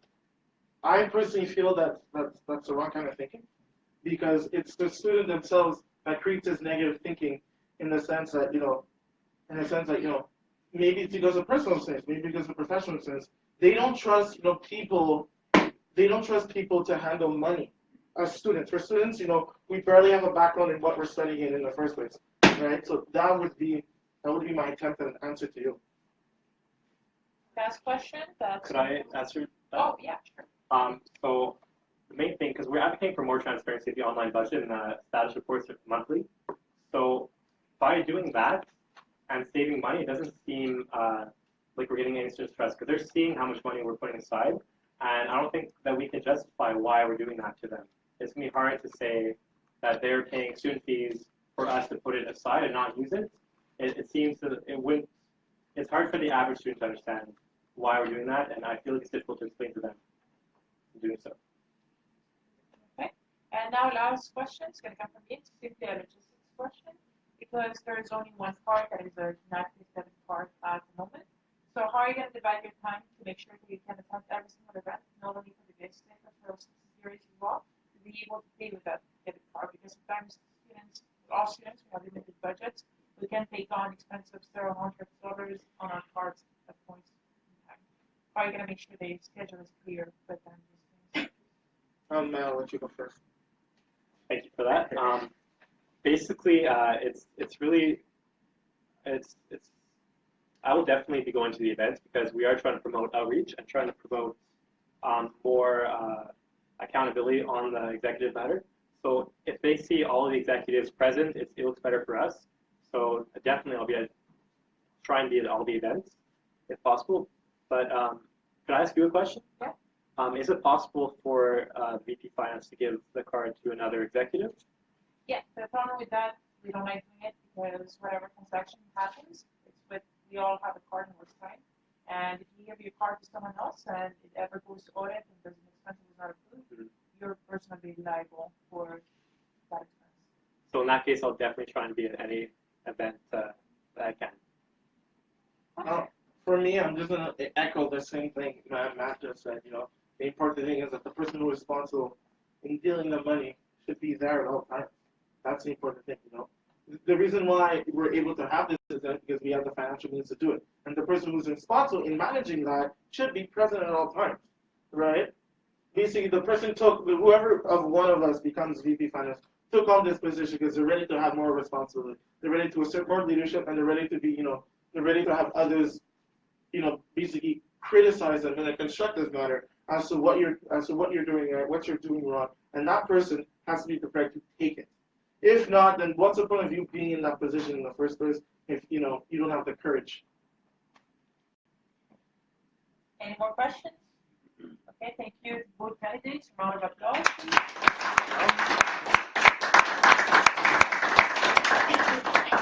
Now I'm going to invite the last two candidates, last but not least, Tardif Levesque and Ayman Syed for Vice President of Communications.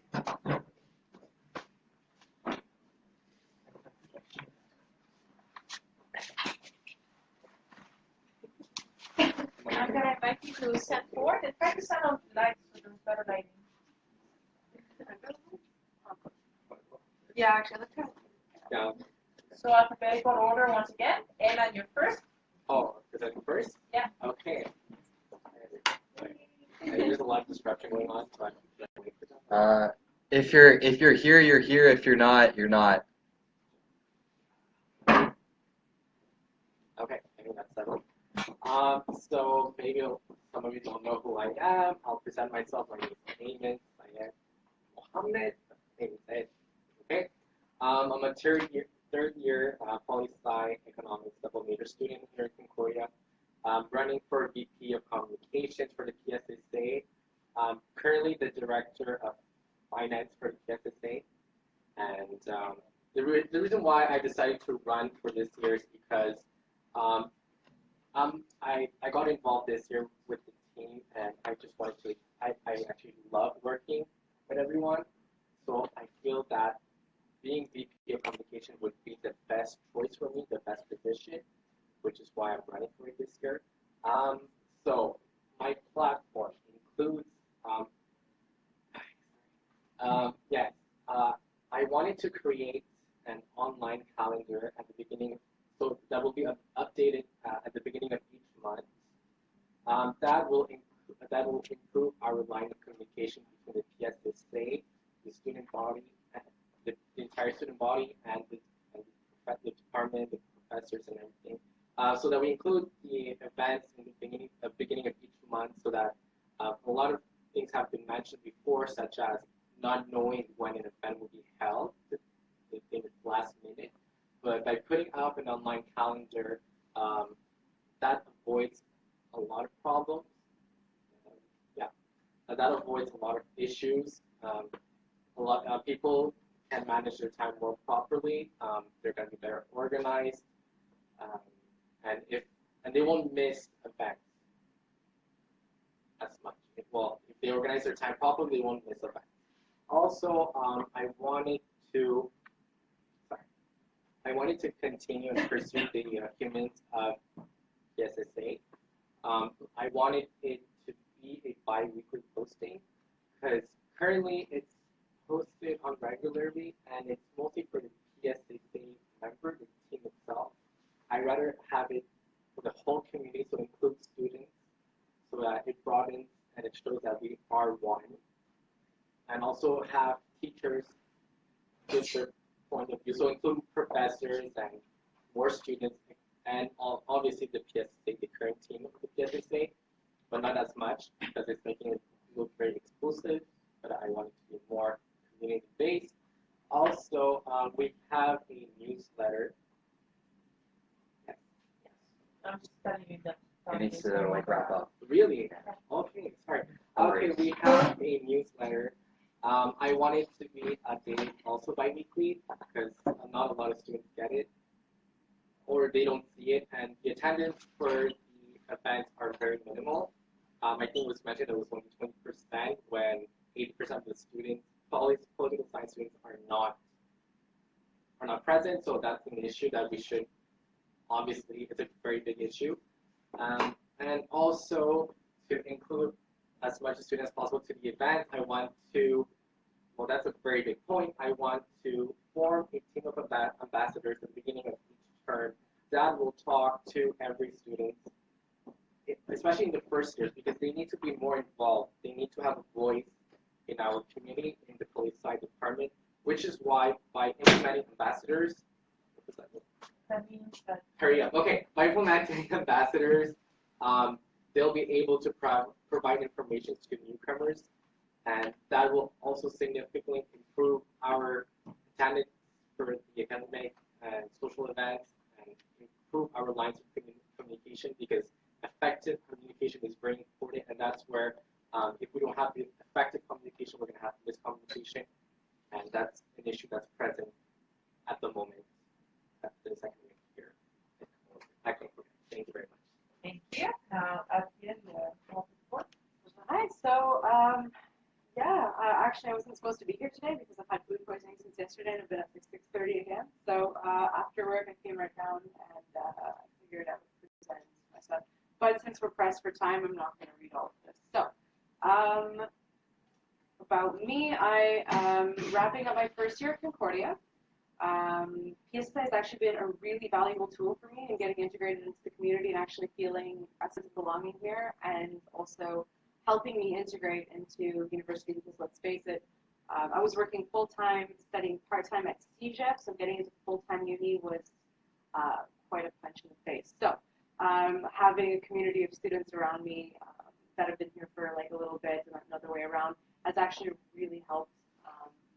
Not just like, I mean, I could have gotten help from profs obviously too, but like hearing things from fellow students really helps, getting tips and tricks and stuff, and just feeling like a sense of belonging. So for me, actually the reason I knew about the PSSA is because someone told me about it that had already graduated like years before. So that's why I went and looked for it. But otherwise, in my 200 level classes, I don't think I would have heard about it. So there's that. So for VP Comms, like what I really want to do is to reach out to first year students, people that might have been as terrified and disoriented as I was, and show them this really amazing community here, and all sorts of resources that they can offer. I have 3 key points that I wanted to really work on. Those being remodeling the ambassadors program, obviously humans in the PSSA, and new platforms. So ambassadors program was good. I mean, I was on it in my first semester. However, this is my second, and I haven't seen anybody present in front of any of my classes, and I'm still thinking about it, so I haven't seen any of that yet. So I think what would be really cool to do is remodel them, but have them in teams. So have like second year and first year students making up teams, so maybe like 2-3 teams, go out, present, maybe like a team leader or something like that would report back to us to make sure that the team was like actually going out there and talking to other students. And then it's their fellow peers that are talking to them too, right? So it's a lot better. Humans of the PSSA, I really want it to be more emphasis on the actual students, because then it'll be more of an initiative for people to actually go check it out and have it in the newsletter. So people will actually probably be more interested in reading the newsletter if they know that maybe one of their friends or they are actually in it as part of Humans of the PSSA. Plus, their name is Googleable, so their mom can see what they're up to and all the cool stuff that they're achieving at school. So there's that. The other thing was more platforms. So what I would really like to see is more Snapchat, more Instagram, more sponsored stuff too. So what would be really cool is the whole exec team have logins for a Snapchat account or an Instagram account. They can go document their respective events that they're holding. And obviously as comms, I would use that for promo purposes. And other than that, well, why me? I'm in my first year and I've done quite a lot, and I'm really happy about it. On top of working about 25 to 30 hours a week, I'm pretty confident.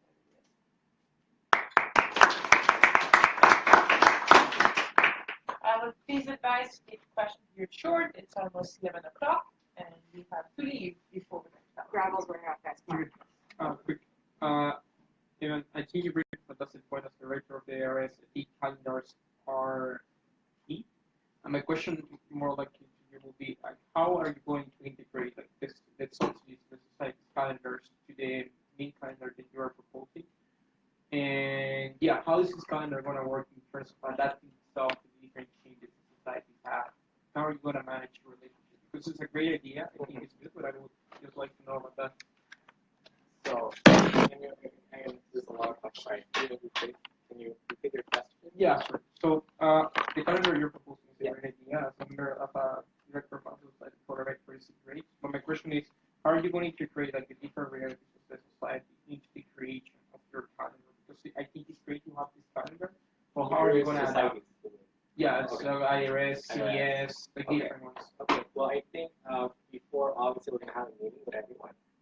And we're going to, they're going to send us probably their plans, their schedules, so that we can integrate that into the general PSSA calendar. I think a meeting should be done before the school. Obviously, it should be done before school starts. And then, again, if they're not available or something like that, I'm going to try to put it up as soon as possible, the calendar. So maybe if it's not done the first month of September, then also it'll be done in the second month. But yes, have a meeting with all the boards from all the other societies. Yes, to know their things. I'll take a swing on that one too. So for me, I mean, like there's a calendar, like I guess in terms of like we can have something up on the website, obviously, with like our events and stuff like that. But the newsletter does a lot of that too. What I really want to do is make the newsletter something that people read more of. So maybe like catchier headlines, not necessarily like clickbait, obviously, but something that's absolutely like one of the cool things that's happening in the month as the tagline, so that people might want to open it a little bit more. I want to really emphasize on that, but also again, Facebook, Snapchat, Instagram, sponsor it, get it rolling. Start it off like 3 weeks early, a month early, and then just keep like reminding to like boost turnout. And have the ambassadors go and be like, guys, it's gonna be awesome. I don't know, we're all gonna be here, so they don't feel like they're gonna show up with like 10 same people all the time showing up to these events and they're outsiders, kind of thing. Any more questions? And I think this wraps up our debate. All right. Yeah, I need to go grapple.